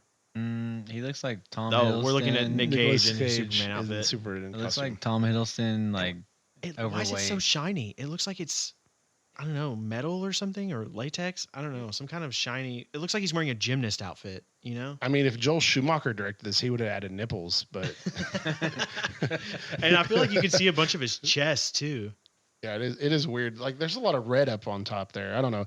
Anyone listening needs to look up the Nicolas Cage's Superman because I think it's pretty entertaining. fitting for me that Batman's probably my favorite character because Iron Man's my favorite character in the Marvel. They're basically universe. the same. They're basically the same and the opposite. But I just wish at some point I want a Batman movie that has like the fantastical side of Batman. yeah, We've gotten all these like super real world versions of Batman yeah. with Christian Bale and Pattinson, but I want a version with like Bane, where Bane gets 10 feet tall when he takes the serum. You do in the the really bad George Clooney one. That was the George Clooney one. Yeah, that was yeah. He's just like a mindless guy with all the ooze. That was Arnold Schwarzenegger. That was the Arnold same movie. Schwarzenegger, Uma Thurman is Poison Yeah. Ivy. Yeah, that was horrible. Bad nipples. Yeah, horrible. I feel like the cinema has been missing Batman fighting, like being outmatched against a superhero opponent or someone with superpowers. Yeah. Yeah, and everyone wants to do real world. I know that his last name's Matt Reeves. So he directed the last couple Planet of the Apes movies, and he directed this new Batman. And he wants to make it real world, but he also wants the detective Batman, which we were kind of lacking in all the other Batmans. Yeah. He wants to make a real world Mr. Freeze, and I'm really curious how you do that. I'm not really sure. I don't know if you just get some Freon and put it on a gun. I don't know. He also talked about maybe doing the Court of Owls, but honestly, I really want him to do like a Scarecrow. I think his style fits Scarecrow really well. I think that'd be really cool to see some like toxin stuff. But it's hard to do a super real take on the Scarecrow because that's one of the big things that Well, Murphy you can did do some Scarecrow. Yeah, Cillian Murphy did it Yeah, in the I thought Batman he did a good Begins. job. That's what I'm saying. Yeah. I'm saying if you're gonna do that again, like a super realistic take on Scarecrow, that's kind of already been done. Yeah, Yeah, that's true. I But agree. I just like Matt Reeves' style. He's very dark, Yeah. and I think that would have been really cool. I think also if they do the Court of Owls, I think that'll be really good. Yeah. Or like So- Calendar Man or something. With the new DC stuff, like the James Gunn DC stuff, Yeah. they've greenlit a Clayface movie. Yep. Are you guys aware of this? Yes. Like I Batman wasn't. villain Clayface. Yeah. Yes. And I know that guy Clayface. is the main character, and that's going to be like the third movie they make. I can't remember who they hired somebody for Clayface, and I'm trying to remember who That's they I interesting. can't recall who it is either. I'll have to look that up. But God dang it. James Gunn, who's like in charge of everything, he said that he's not going to greenlight a movie until there's a good script, and I guess it's just a foot race to and get a it's good script. Mike Flanagan. Mike Flanagan, who did like Haunting of Hill House and Breaking Bad, didn't he do that? No, that wasn't Mike Flanagan. But Mike Flanagan did like Haunting of Hill House, Haunting of Bly Manor. He did that newer one that's like based off the Edgar Allan Poe stuff. Mm. God, he does some really good stuff. So I think he would be great. Yeah, it's crazy to me. They're starting this in a whole new like, I don't know, multiverse or whatever, like connected DC universe with Superman and then Supergirl and then straight to Clayface, Batman villain. Which I know That's wild to me. I know Alan Tudyk voiced Clayface, and I think the Harley Quinn series. So I think it'd be really cool to get Alan Tudyk to. Yeah, I mean, I Clayface- guess with Clayface. someone like Clayface who can change how it doesn't really matter who they get. You Yeah. know, Yeah. No, that's really interesting. That must be a good script. It must be. I don't know. Have you seen the Superman trailer? Yes. What do you think? I've watched it as many times as I can. So early test screenings have said it's very similar to Guardians of the Galaxy, but just souped up. So I love the Guardians of the Galaxy. I mean, Yeah, that's that was James good. Gunn's style. Yeah. Like, did you watch the crap? What is John Cena? Peacemaker. Peacemaker, Did you watch yeah. the Peacemaker series? No, I've not seen the series. Oh, it's so I saw good, I saw the dude. movie that he was like introduced in, but I haven't I seen love the that TV show. Suicide haven't Squad seen it. movie. Some people don't like that. Like the whole starfish thing is weird. I loved but it. I loved it, dude. It's so good. Dude, Peacemaker is one of the best series I've seen in a while. It just, the whole show cracks me up. The opening, like, credits. Is You it want to a watch it every dance time. sequence? Yeah, it's a dance sequence. Yeah. You just love watching it every time. It's so good. I don't know. I recommend Peacemaker to everyone. I tell Danielle, I'm like, you would really like it. There's a character on there, and I can't remember the character's name, but he's super similar to like Deadpool, where he just talks a lot of crap and he just beats up people. Like he wants to be Peacemaker's sidekick.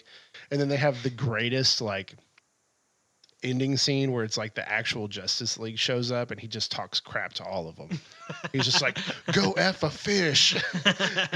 and it's like the real guy. It's like Jason Momoa and Ezra Miller, and Ezra's like, oh, you really do that? But That's like, so I'm a pretty diehard DC Comics fan, and someone like me who follows all of that stuff, I feel like relatively closely, I don't have any idea what's what now. Like, Yeah. is Peacemaker going to be included with the new James Gunn it is stuff? Yeah. Then what about the Justice League that they showed? That I think that was just a joke. Okay. I don't know. Like- Because Peacemaker, that Suicide Squad was supposed to be that all is supposed to be a part of this whole DC. But obviously he made it while it was still while it was the still a old completely school. different Yeah. universe, the Zack Snyder stuff. yeah. And so It's very confusing. It is. it is, but I I agree. think it'll eventually separate. And he might not bring those Suicide Squad and So- Peacemaker. I think he does want to do a Peacemaker They'll season need 2. to do though. a timeline. So I have a question about Mhm. that Justice League cameo in Peacemaker. Was Jason Momoa in there? Yes. Interesting. As Aquaman.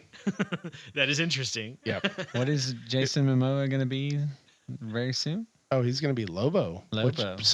Which I think is amazing casting. I really Yeah. originally, whenever I heard he was being cast in DC, that was what he's going to do, and they said Aquaman. I'm like, that's I feel like- super weird. I feel like if you asked any like DC fan, hey, if you showed them a picture of Jason Momoa 15 years ago and you said we're going to cast this guy in a movie, everyone would be like, "That's Lobo."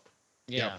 And so he was very excited. He actually he was officially got to announce it. It's going to be in the Supergirl movie, I guess. Yeah, he's a Supergirl villain. Well, it makes sense. And so he's very excited. He's like, this is the character I always wanted to play. So it's kind of weird, I guess, because he was playing Aquaman. At the same time, those movies are trash and nobody really watched them anyway. Yeah. I wish James Wan would stick to horror movies because he did the stupid Fast and Furious movie, which he did the one when Paul Walker died. But yeah, no, My he did favorite scary no. movie That's of what I'm all saying. He time. does great horror movies, but he does horrible action movies. I think he just got in with like the Warner Brothers crowd with those Yeah. horror movies, and they were like, "Let's try to get this guy who's made a bunch of money with horror movies." Hey, do into you want our to make superhero." money? He's like, yes. Yes, I exactly. like money. Mhm. And so I didn't even watch the second Aquaman. I can't bring myself to watch anything with Amber Heard anymore. After she I did pooped- not either. After she pooped in bed, she reminds me of my ex-wife, so I don't want any Again, of that. I'm someone who I Please. claim I'm a big like comic nerd, and Superman is my favorite superhero. And I did not watch the second Aquaman movie. Aquaman's the most boring. He's the most boring hero ever. I don't know why they ever thought to feature him in a movie. I kind of understand why they did the Jason Momoa thing because they wanted to spice it up. Like Aquaman has a really negative stigma to him, Yeah. so they wanted to make him someone cooler, and they chose Jason Momoa. But it just, I don't know. I don't think it really ever Movies fit. are bad. Jason Momoa's in the new Minecraft movie. I saw a preview for that. He's With wearing Jack Black, right? Yeah, he's wearing a pink jacket. It Yeah, looks no one really- cares. I'm just kidding. I saw the I'm- preview when I I'm went not to see gonna- Sonic I'm not 3. going to watch it personally, but I'm not gonna watch, it, but I'm gonna take my daughter to go watch it. She loves Minecraft. So yeah, that's where they get you. Like, I'm hey, you sure. play this video game. You should come watch I this don't play movie. Minecraft. I've never played my daughter plays Minecraft, and that's the kids Roblox and Minecraft. Yeah, when's there going to be a Roblox movie? Yeah, dude. Do you know one thing? theater near One thing I am kind of disappointed in. You know, I love Doom Patrol. I don't know if you ever watched Doom Patrol, but that With was Brandon Fraser. yes, it's so good. But they canceled that, so that sucks. But then also Brendan Fraser was supposed to play a bad guy in the Batgirl movie, and they Mhm. just straight canceled. Yep. Like they film the whole movie, and then they're just like, with no, Michael we're not gonna Keaton and release it. everything. Yeah, it was supposed to have Michael Keaton as a cameo and Brandon Fraser's, I think, He's supposed to be Firefly. Yep. And I was like, dude, I really love Brendan Fraser. I would love to see him as a villain, like whether the movie is good or not. I think That movie will end up being released. It might be 20 years, but you'll see it eventually, I think. and I don't think, I mean, I don't know. Everything else that they released in the last 5 years at DC have not been good. But In a world where the fans were able to bully a media company into releasing the Snyder Cut, you'll see that Batgirl movie. But the Snyder for sure. Cut was significantly better. And that whole situation was messed up. You take and you film a whole movie, and then his daughter commits suicide, and so you're like, well, we need to finish this movie, so you're fired. Then you bring in what's the homeboy Josh Whedon, and Whedon reshoots like 60-70% of the movie. You have the mustache gate with Superman, and it's just a mess, dude. And you're like, no, we want this to be a little upper. We want it to be a little funnier, but you watch the Snyder Cut and you're like, this is so much better. I understand it's like 8 parts and it's like 5 hours long, but that's the problem with Zack Snyder. He has a vision, but he just takes so long. Which obviously, if you made it that long, you could have made it into 2 parts. But you just have this vision. It's just such a grand vision because there obviously there would have been Justice League Part 2, where Darkseid was actually the main villain. Yes, but. Whoa, what is that? I don't know. It's Cody's just pouring me Sagamore Double Oak. That stuff's pretty good. Wow. But that's my problem with DC is I think Zack Snyder had a vision, and obviously the Snyder cuts were better. Like Batman vs Superman's horrible, but the Snyder cut at least was a little better. I think that's the problem. That's why the company got such, I don't know, they backed out of the whole Snyder cut is because the reception to Batman vs Superman was so poor that they were like, I don't know that we want to let this guy see his vision through. Can you guys give me one decent movie outside of the Batman movies for DC? Man of Steel. Yeah, Man of Steel's Okay, pretty good. Man of Steel's good. Okay, Love it. Outside of that, give me another one. I will find him. I think the Shazam movie was quite good. Yeah, Okay. the first Yeah, one. you're right. It was a The good first little one. family-friendly movie. Yeah, the first Shazam one's was actually good. really good. The second one sucks. Yes, It's not good. this is correct. I don't think it sucks. It wasn't great. Wonder Woman was a pretty big deal when it came out. It was the The first. first one's pretty good. It was the first Gal female Gadot. led. But then your boy Pedro Pascal was in the second one, and He was pretty bad. he was And pretty terrible. So was Yeah. what's her face from SNL? Kristen Wiig. Yeah, Kristen she was the Wiig. villain. The character Pedro Pascal plays, I guess that's who Sean Gunn's going Max to Lord, play. yeah. That's who Sean Gunn's going to play in the Superman movie. Yes, yeah, he's like a billionaire philanthropist. There's bad a guy. lot of characters going to show up in the Superman movie too. They're Yeah, kind of just I'm thinking- introducing everybody. I'm thinking it's going to be a situation where there's going to be like a Jeff Bezos type character who has a bunch of superheroes that he's paying to do whatever he wants, and that's where you're going Is to that get like Lex Luthor? No, Because yeah, I know yeah. I know Nicholas Holt's playing Lex Luthor, which I think is think- good casting. It's way better than Jesse Eisenberg. Yes. I understand what they were going for with the Eisenberg thing. It just didn't Yeah, work. they wanted to make him like a street, like They were they going wanted to for make like him a street level kind of guy who's like a like Napa the Valley, son. Yeah, I don't know. crypto bro. But he's just like bad guy. he's just like all over the place. It's like the gods come from the sky. Yeah. I play basketball. Look at me. I feel like this new Superman movie, my theory is that there's going to be an established superhero team that's working for some billionaire, and then Superman comes in on his own and it's just like, no, you guys are doing, like, this is how you actually be a superhero. I don't care about your money, blah, blah, blah. Yeah, That's kind of the vibes I'm I getting. mean, the anyway. Green Lantern was in there, and Yep. yeah. And Mr. Terrific Movies, so and- bad. Ryan Reynolds.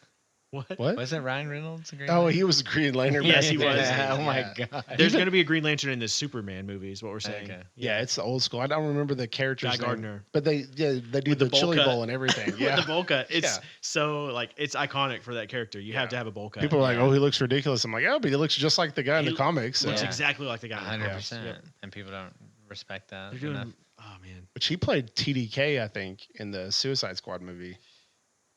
Who's this? Nathan Fillion? Nathan Fillion, yeah, pretty sure he's TDK, the guy who could detach his yes. arms. Yeah, you're right. So, Yep. and then Sean Gunn was Weasel. They did a backstory on Weasel in something, and I watched it. I'm like, dude, that's actually really sad. Like, he was actually trying to save some children, and then some cops were shooting at him, and then there was an explosion, and they blamed it on Weasel That's messed and up. said that he ate the children. He was really just trying to pull them out and save them. Like, dude, that's messed up, man. Why was that necessary? Yeah. I don't know, but it just made me I be don't- like, man, I feel bad for that weasel. So, what is? We got one more topic to talk about before we move on. What is your favorite DC movie of all time? I said it. It was Man of Steel. Man of Steel. Yeah. Okay. Here. I think until further notice, Henry Cavill's the best Superman that we've had. Amen. He's just I didn't grow up with the Christopher Reeve Superman movies. Like I saw them as an adult. I never saw them as a kid. Yeah. And I didn't have that like Connection. aspiring, like childhood connection with those old Superman movies. So when I remember seeing the trailer for the original Man of Steel or the original Man of Steel trailer, it used like the music from Lord of the Rings. I don't know if you know this, but it used the music from when Gandalf dies in Lord of the Rings in the first Superman trailer. Yeah. And it brought me in and I was like, this is it. This is our guy. Yeah. I did grow up with the Christopher Reeve Superman. So Superman 2 is really good, and Zod is just such an iconic character. And Yeah. honestly, Michael Shannon is a very underrated actor. He does do a very good job. He was so good in that movie. I don't man. like that they did a lot of CGI, but I mean, and then the tornado killing his dad thing was With Kevin really Costner, weird. Yeah, yeah. that was kind of ridiculous, but the Man of Steel is great, and it's really hard. It's really hard to compare the two because they're both so good in their own way. I personally would go with like Batman Returns. I just love Batman Returns. It's very gothic style during Christmas. Is that the first Keaton one? The second one. The second one. Danny DeVito is Penguin. Okay. Yeah. Okay.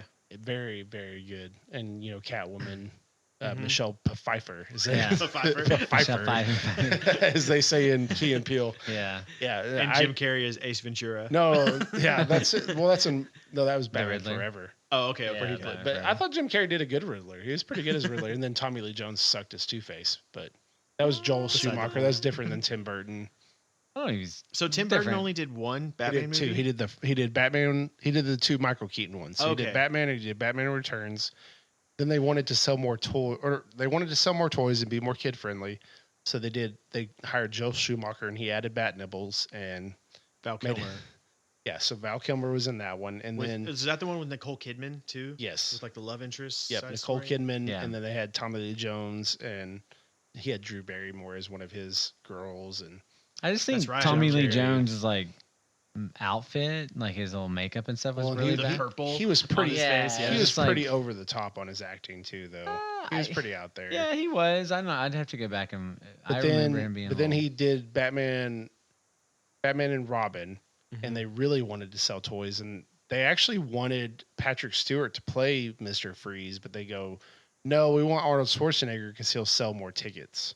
He's a big action star. Yeah. Mhm. There, and actually, Mr. Freeze's story is pretty similar to his It's comic ver- story, It is. It and so it's Yeah. not off. And I think Arnold Schwarzenegger worked with what he had, but then you have But then you have the ice to meet you. yeah, all the ice puns, Yeah. and yeah, I'm going to Poison ice you Ivy, up. Uma Thurman's a little over the top. Chris O'Donnell is not a good actor, and he's Robin. And they had the girl from Clueless as Batgirl. Yeah, What's her Oh, name? I yeah. don't remember her Yeah. name. yeah, I can't think of her name right now. So your favorite is the Michael Keaton movie with the Penguin, with Yes, Danny DeVito. Okay. And Yes. I'm gonna go with the fan favorite, Dark Knight. Yeah, I think the Dark Knight. I mean Heath Ledger's Joker, Joker's Heath very- Ledger Joker is one of the most iconic.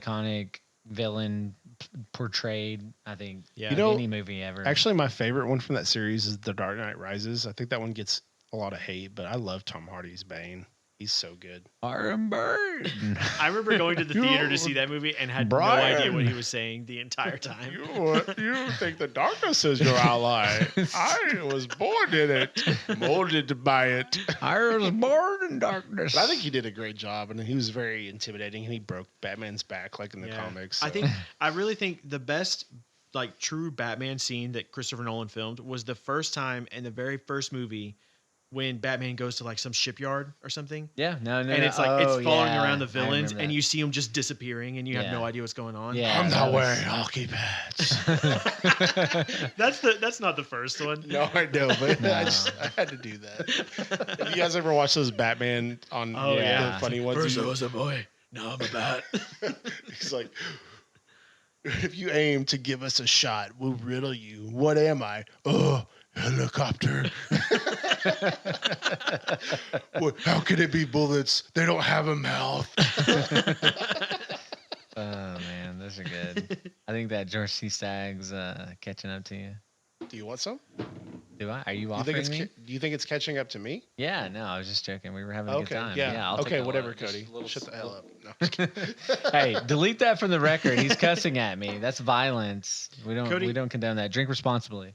Cody, I don't know what you've given me. What did you say this It's was? a double oaked, Sagamore double oaked. That's a rye whiskey, by the way. That's right. What is that? It's He's like cra- it's grief. mostly rye over bourbon. he's crushing that bottle. Hey, he's recycling. Oh my God, we're getting out of control here. I don't want to be too negative, but this is far and away the worst one that I've had tonight. It's Really? fair enough. I mean, he's probably Yeah. not a rye. He's not used to like Yeah, rye stuff. I know. yet. I shouldn't have given him that. It's I don't know a if rye. I've He's ever not- had a rye before. You're not ready for a rye. I'm Yeah, sorry. it's very different. You'll enjoy it later down your journey of enjoying Grow rice. into it, kid. Yeah. All right, so where are we at? We're still on pop culture board. We just talked about DC favorite movies. What do you guys think of the Superman suit in this new movie? They're bringing the underwear back, the trunks. I They're think it back. looks good. It's very classic. I mean, it is what it is. I'm not looking at Superman's underwear. Why not?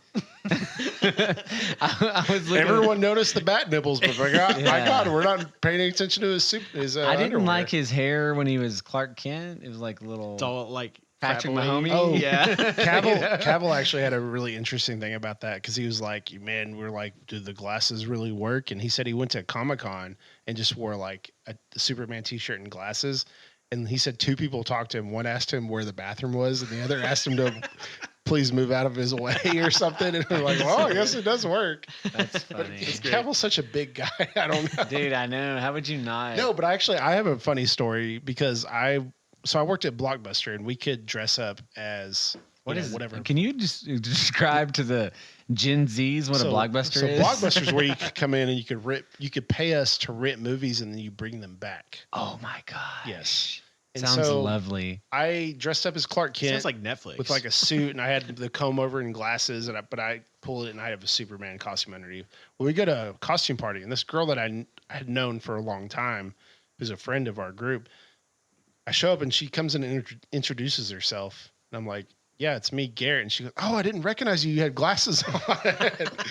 And I was like, "Well, I guess it works." So yeah, that was my. What did you just do? he took my rye and poured it into his glass because I said I didn't like it. So now he's got me some water to cleanse the cup or clean the cup. What do you call it? Ballot. Yes. What do we think of Nicholas Hoult as Lex Luthor? I think How do we feel? so. After seeing Nicholas Hoult in Nosferatu, he's actually gotten a Have you lot already better seen that? acting. Yes, Is it good? yes. I watched it Uh, twice. I'm Wow. It's good. predetermined And- to watch the movie before I'll give you my opinion. Because No, right now. First trailer's out. You have to tell me. first if you like it trailer or I not. was like, Also, Johnny Depp's Lex daughter- Luthor is a legendary She is- character. She does some nude scenes. And it's kind of of surprising. You're like, whoa, okay, all right, Mrs. Lily Rose Depp getting in there. I don't know. drink that. Oh, you drink the water? Yeah. Okay. You're cleaning your cup and cleansing your Cup and palate. Sorry Wow. for the audience. If you haven't picked this up or not, I am not into the bourbon world at all. I'm kind of the most that I know about it is from listening to the podcast of the Bourbon Nerds. Like, comment, subscribe. So You're a welcome, lot of the Ethan. things, a lot of the little things that they're doing, I don't really understand. Like Cody just poured some water into the glass that I've been sipping out of, and I didn't really understand that I was supposed to drink it. You're drinking now the perfect bourbon. The perfect bourbon. Yes. It And might I don't not say be that the perfect bourbon lightly. tea. It's a little higher proof. But Is this it the stag with the guy's face? Yes. Okay. Okay. The George. The T, George baby. T. All right. So what else do we have for I pop pity a cul- fool. Do we have anything else for pop culture pour? No, we do not. So I have neat and balanced, but I mean, I can make that real short. Short and sweet. 5 things Yeah. to cut out of your diet. Is that what it was? Yeah, just top 5 things you should consider, at least reducing what you consume or out of your diet. And number one's going to piss a lot of people off, especially if you're a baseball fan. Hot dogs. No. Yeah, hot dogs are terrible for you. My 4-year-old is in shambles. Dude, there was an article, which I don't know how accurate it was, that said every hot dog you eat takes a year off your life. But processed meats with high sodium, saturated fats, and sodium nitrate are not good for you. Hot Did you dogs. say one hot dog you eat takes a year off your life? Yeah, there was an article. There's by, no way that's true. I don't think that's true. There's I'm just no saying way. there was an article that came out. I think it was Time won't take this magazine or somebody glizzy that came out slander, with that. man. Google that. Hot dogs taking a year off your life. There's no way that's an actual study. There was an article that came out. I'm not That sounds like quoting some that. clickbait to get you to read the Yeah. article where they state that's not actually the case. I think that's over exaggerated. I'm not He's saying trying to get that. people to listen to our podcast. Yeah, clickbait. Hot news. Hot dogs are kill you.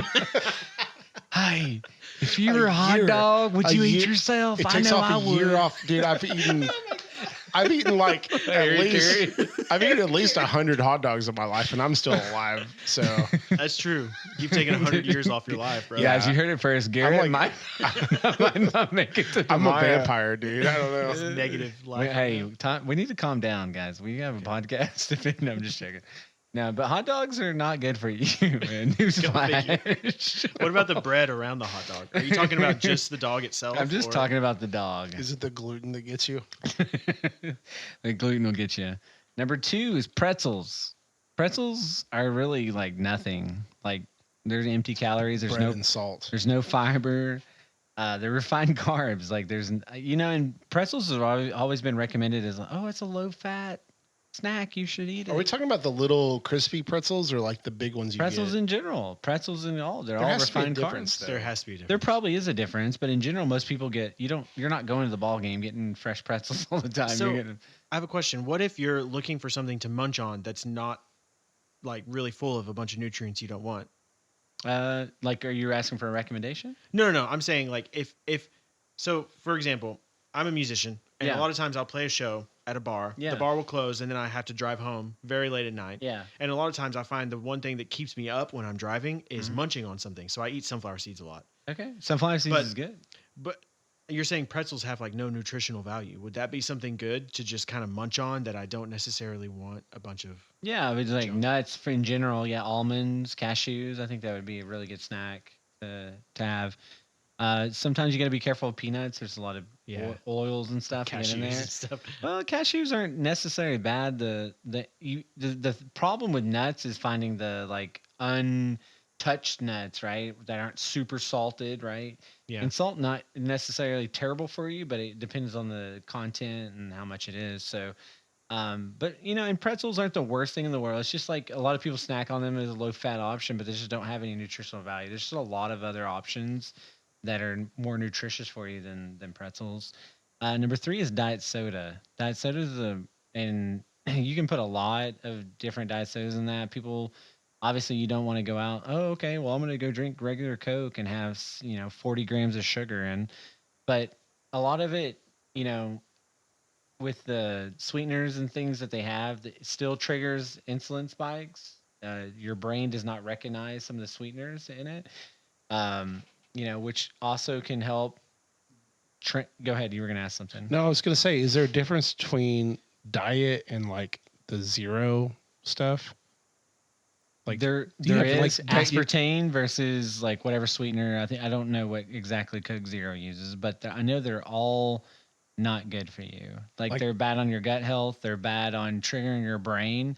They can cause metabolic syndrome, which can be anything from diabetes, high cholesterol, all the different types of things. So, yeah, I mean, I'll talk about, because I'll do some research on the different sweeteners that are used in different foods and talk about the different studies that show that worse than others. Some have been shown. I think Sweet and Low, they did a study on rats, and there's some cancer related cells involved in that, but a lot of the diet sodas just really aren't good for you. There's a lot of chemicals in those different sodas that just aren't really great for you. So I drink the green tea, right? That Yeah. we've been talking about, and Absolutely. I think I use something like a Sweet and Low or something to kind of sweeten it. Do you have another recommendation as like because I can't drink sweet green tea by itself. So from what I have done and learned and watched, I think stevia is one of the better ones. It's still not the best, and then honey. Even though honey has sugar in it, the natural benefits of honey I think outweigh. So if you can tolerate, because I drink unsweet tea and I don't put any sugar in my green tea at all. So if you can tolerate those, I think, and just using low contents of honey, I think that's really beneficial to you. My wife has tried to show me things before that say that, like, if you're drinking a diet soda versus a regular soda, your body knows how to break down regular sugar Yeah. just through like it's been around for hundreds of years. Our bodies are kind of worked up a way to do that. But all these chemical fake sugars we don't know how to process. So Yeah. that's why they're so much worse for you. Absolutely. No, that's great. Great feedback. And that's one thing too as well. But I mean, if you think also too on the other side, you're eating the sugar. Sugar is I think a big cause in cancer and helping cancer spread, right? And feeding those cancer cells. And then like you look at a soda, you're eating like 7 or 8 pieces of bread. Like that's what it's translating That's into crazy. in your body. And I'll do That's the like actual 7 or 8 hot dogs, and you just killed yourself. No, but for real. So next, and I've got 2 more I'm going to do real quick. Number 4 is swordfish and tuna. Tuna is really high in protein, so it's usually a lot of snag, but you need to moderate that. There's a lot of mercury content in that, which Poison. yeah, it can basically cause inflammation. It can cause your body to have high mercury levels. Can be very poisonous in your equilibrium and quite a bit of other different cellular functions that can happen. You were Yeah. gonna say something? Well, I think they tell you to only eat it like once a week or at most. Yeah, I Like, think don't if you eat people tuna should be once, eating it more than. yeah, I think if you eat tuna once a week or maybe even a couple times, I don't think in like small cans, but It's you a know, good source of protein, and it's a good little meal, just like in short variations. yeah, for sure. But it's definitely something that you need to be careful of. I think a lot of people sometimes just like, oh, tuna is really cheap or it's cheaper.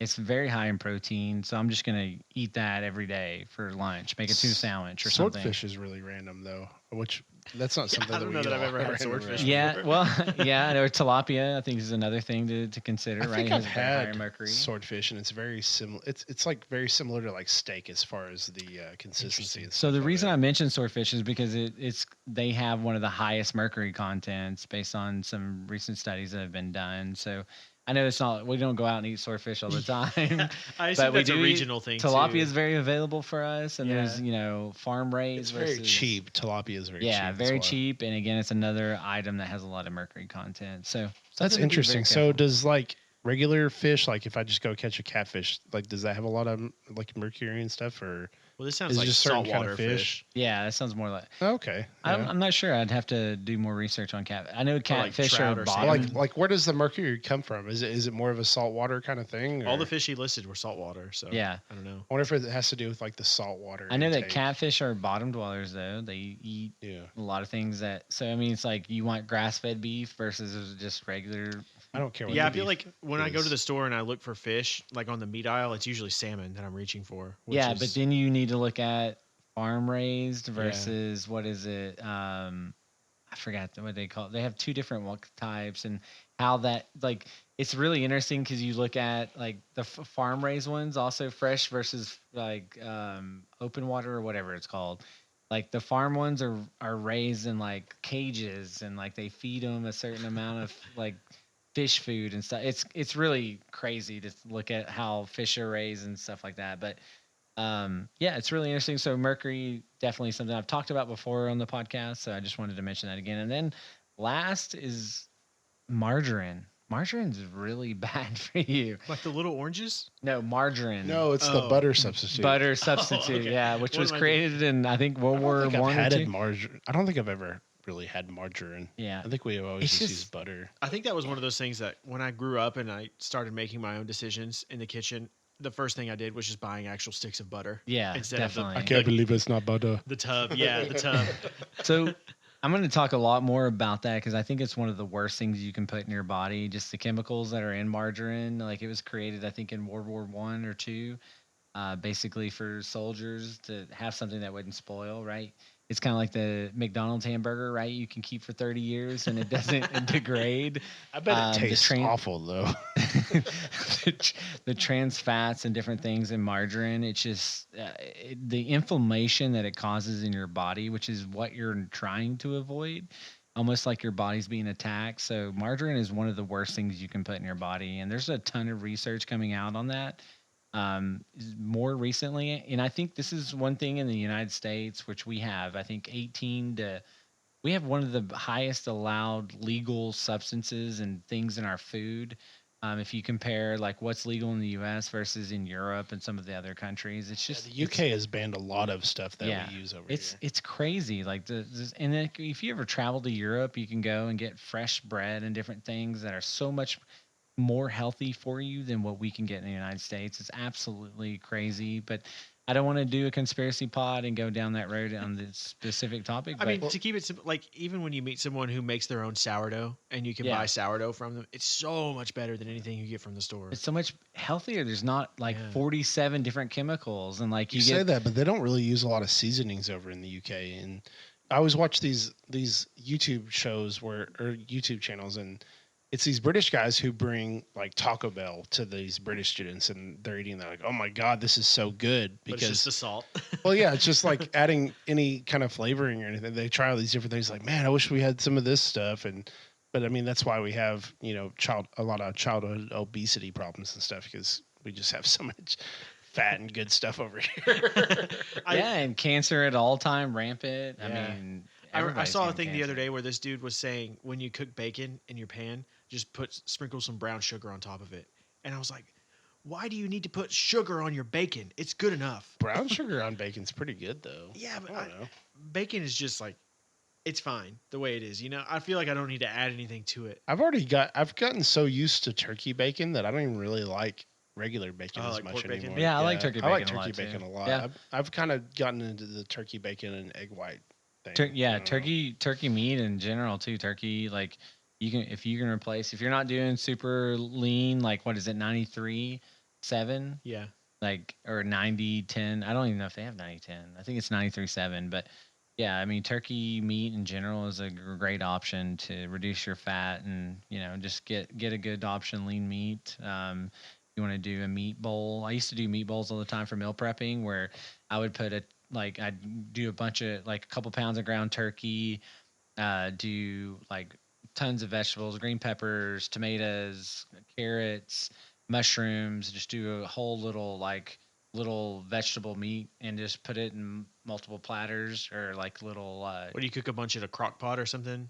yeah, and or just cook on the stove, and then I would separate them, and then I would cut up avocado because avocado goes bad pretty quickly, Yeah. right? If you don't air seal it or whatever, and then I would slice a half an avocado and put it on top, and then eat that because it's really good fats in avocado.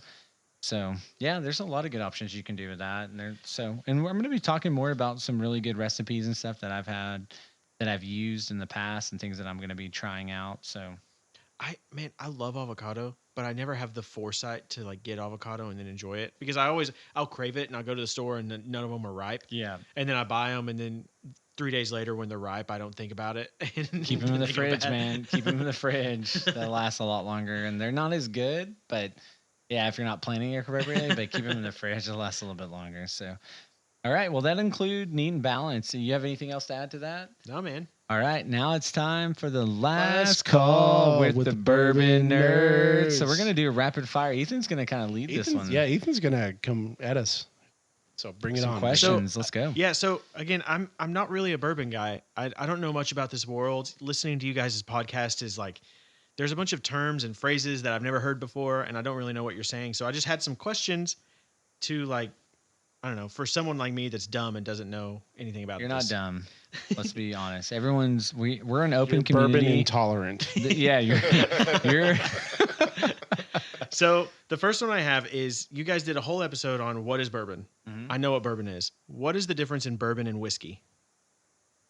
You want me to take that? Yep. Because so from my point of view, I feel like the terms bourbon and whiskey are kind of interchangeable. I hear them both all the time. Bourbon is a whiskey, Yes. really. So I mean, it depends on what you're asking specifically, but bourbon is a type of whiskey. All bourbon is whiskey, and not all whiskey is bourbon. So So that Sagamore you tried, that's Yeah. a rye whiskey. Okay. So it just depends on the contents of what you're making. So what makes a bourbon? It has to at least be 51% corn. It has to be aged in new oak barrels. charred new oak barrels, correct? It has to be made in the United States. So something that's very similar to all this, but has, 49% wheat. That would be a whiskey and not a bourbon. Is that right? 49% corn. Yes. Oh, sorry, So corn. Yeah. Yes. it would be a whiskey, or like your scotches are whiskeys, Okay. but those are made in Scotland. And then you have Japanese whiskeys, and you have all these other things, and some are made with rice, and some are made with this, and but what makes a bourbon, and that's the thing is like you have all these varieties of whiskeys, and bourbon is just a variety of whiskey. Okay. So one other term that you guys talked about a lot on one of the previous episodes is going to a spec drop. You talked about this on the episode with Ty quite a bit. Mhm. What exactly is a spec drop? So Specs Drop happens once a year, right after Christmas. So Specs is a Specs it's a is a liquor store. store. it's like a liquor store, right? Yeah, It's so a big chain liquor store, mostly in Texas. Yeah.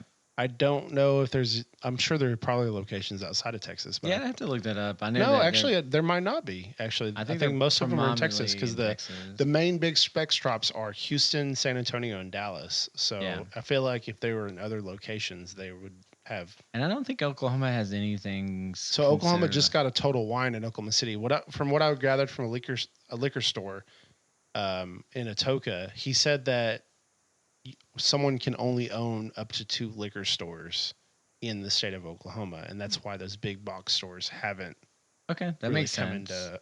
So Gotcha. it'd be the equivalent of like an ABC in Virginia or something like that, which is probably a little larger than an ABC store. And there are some states where Kroger and stuff has liquor. So, so- so when you're talking about this, like a drop, is this when the truck comes in and unloads all of the bourbon for the week or something? No, this is a little bit different than that. Yes, but this is on a bigger scale. When we're Yeah, talking it's about like Okay. they put back bottles all year long for this drop for people to come, and they did them in 3 different locations, right? They did them in San Antonio, San Antonio, Houston, and Houston, Dallas. and Dallas. So Dallas was an Irving location, so people were camping out. We actually went at 4 p.m. We went 12 hours earlier than we did last year, and and got still ended basically up in the same spot. So That's hilarious. so that So a means lot of people showed up a lot earlier this year. Yeah. Yeah, from the photos that I saw of you guys, it looked like 15 years ago when we would go camp out at GameStop when Halo 3 came out. or Basic- whatever. Yeah, it's kind of like that in the Basically. Bourbon's Halo 3. Yeah, Yeah. exactly.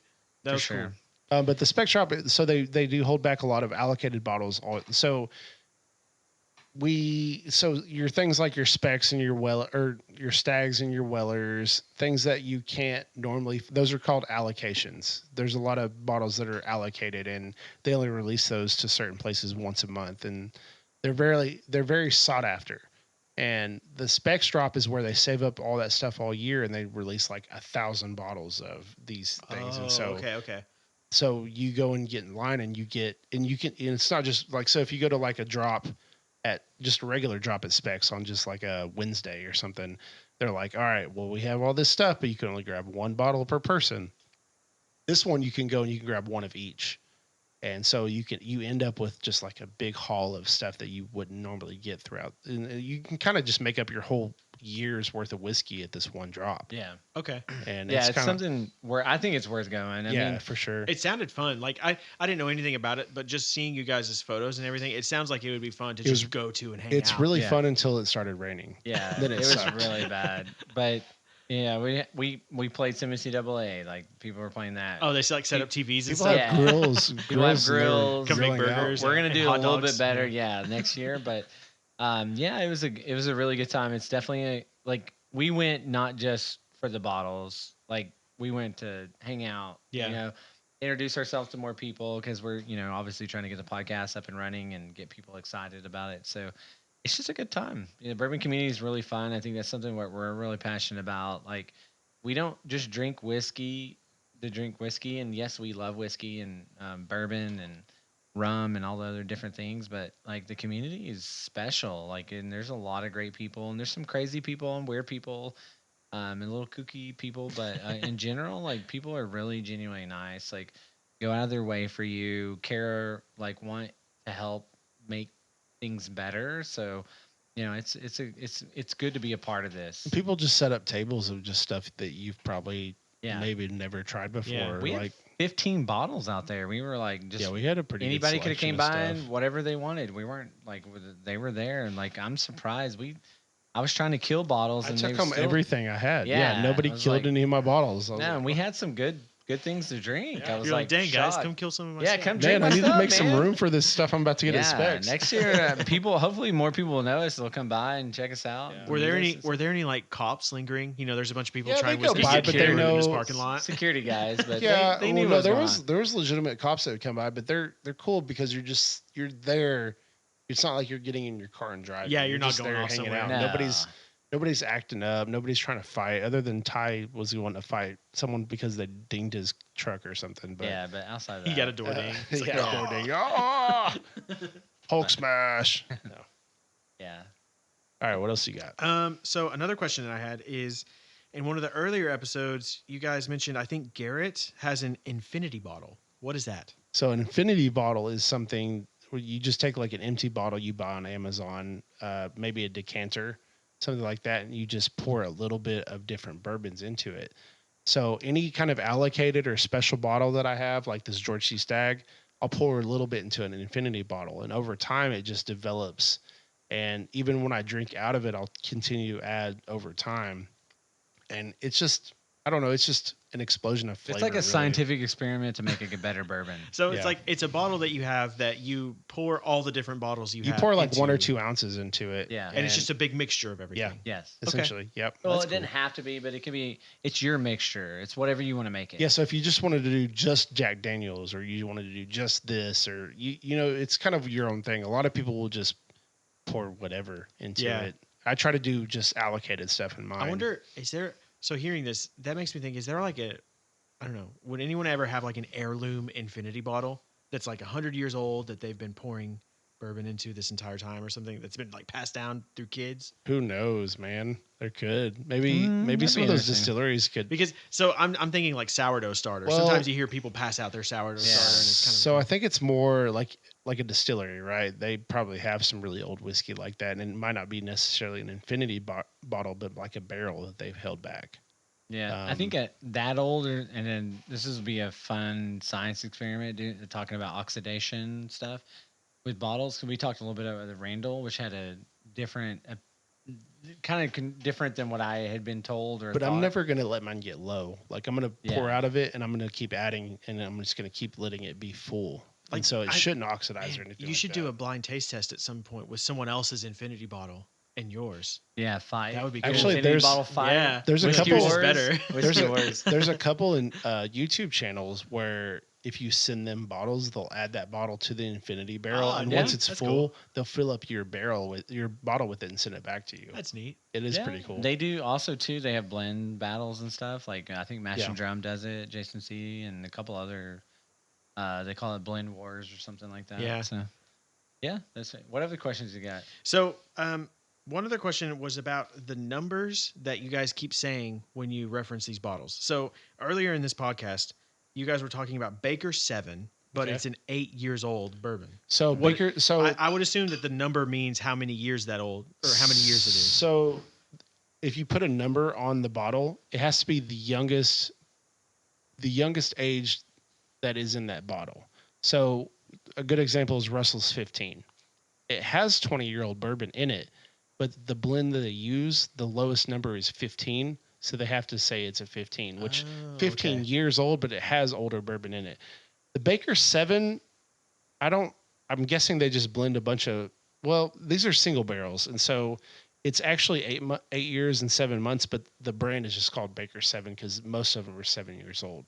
So I'm guessing that's a little different than like the Russell's 15 things because these are actual single barrels, whereas like the Russell's 15 is like a blend of different. Yeah, and stuff. we were talking about like Knob Creek 18. I would assume that means 18 Yeah, years it's old, 18 but- years old, but that's the youngest. I think there's actually 20-year-old bourbons in that as well. Okay. And that's the thing is though, and the on the Baker's 18, it actually says small batch on it, so that way you know it's a batch instead of like a single barrel. Yeah, and or- if you think about a big distillery, you're making thousands of bottles. I mean, you may have a couple of barrels left over. Yeah. That you're going to add into the same type of 18 or whatever you're but doing. it's basically an age statement. so you Do blend these- that. You're not going to waste that, right? You Exactly, blend yes. it in. Do these distilleries do they hold back batches? So earlier you talked about how great the James E. Pepper batch 1 is. Yeah. Is there going to be any more batch 1 that they've held out that they'll release in another 5 or 10 years or something? Probably not. No.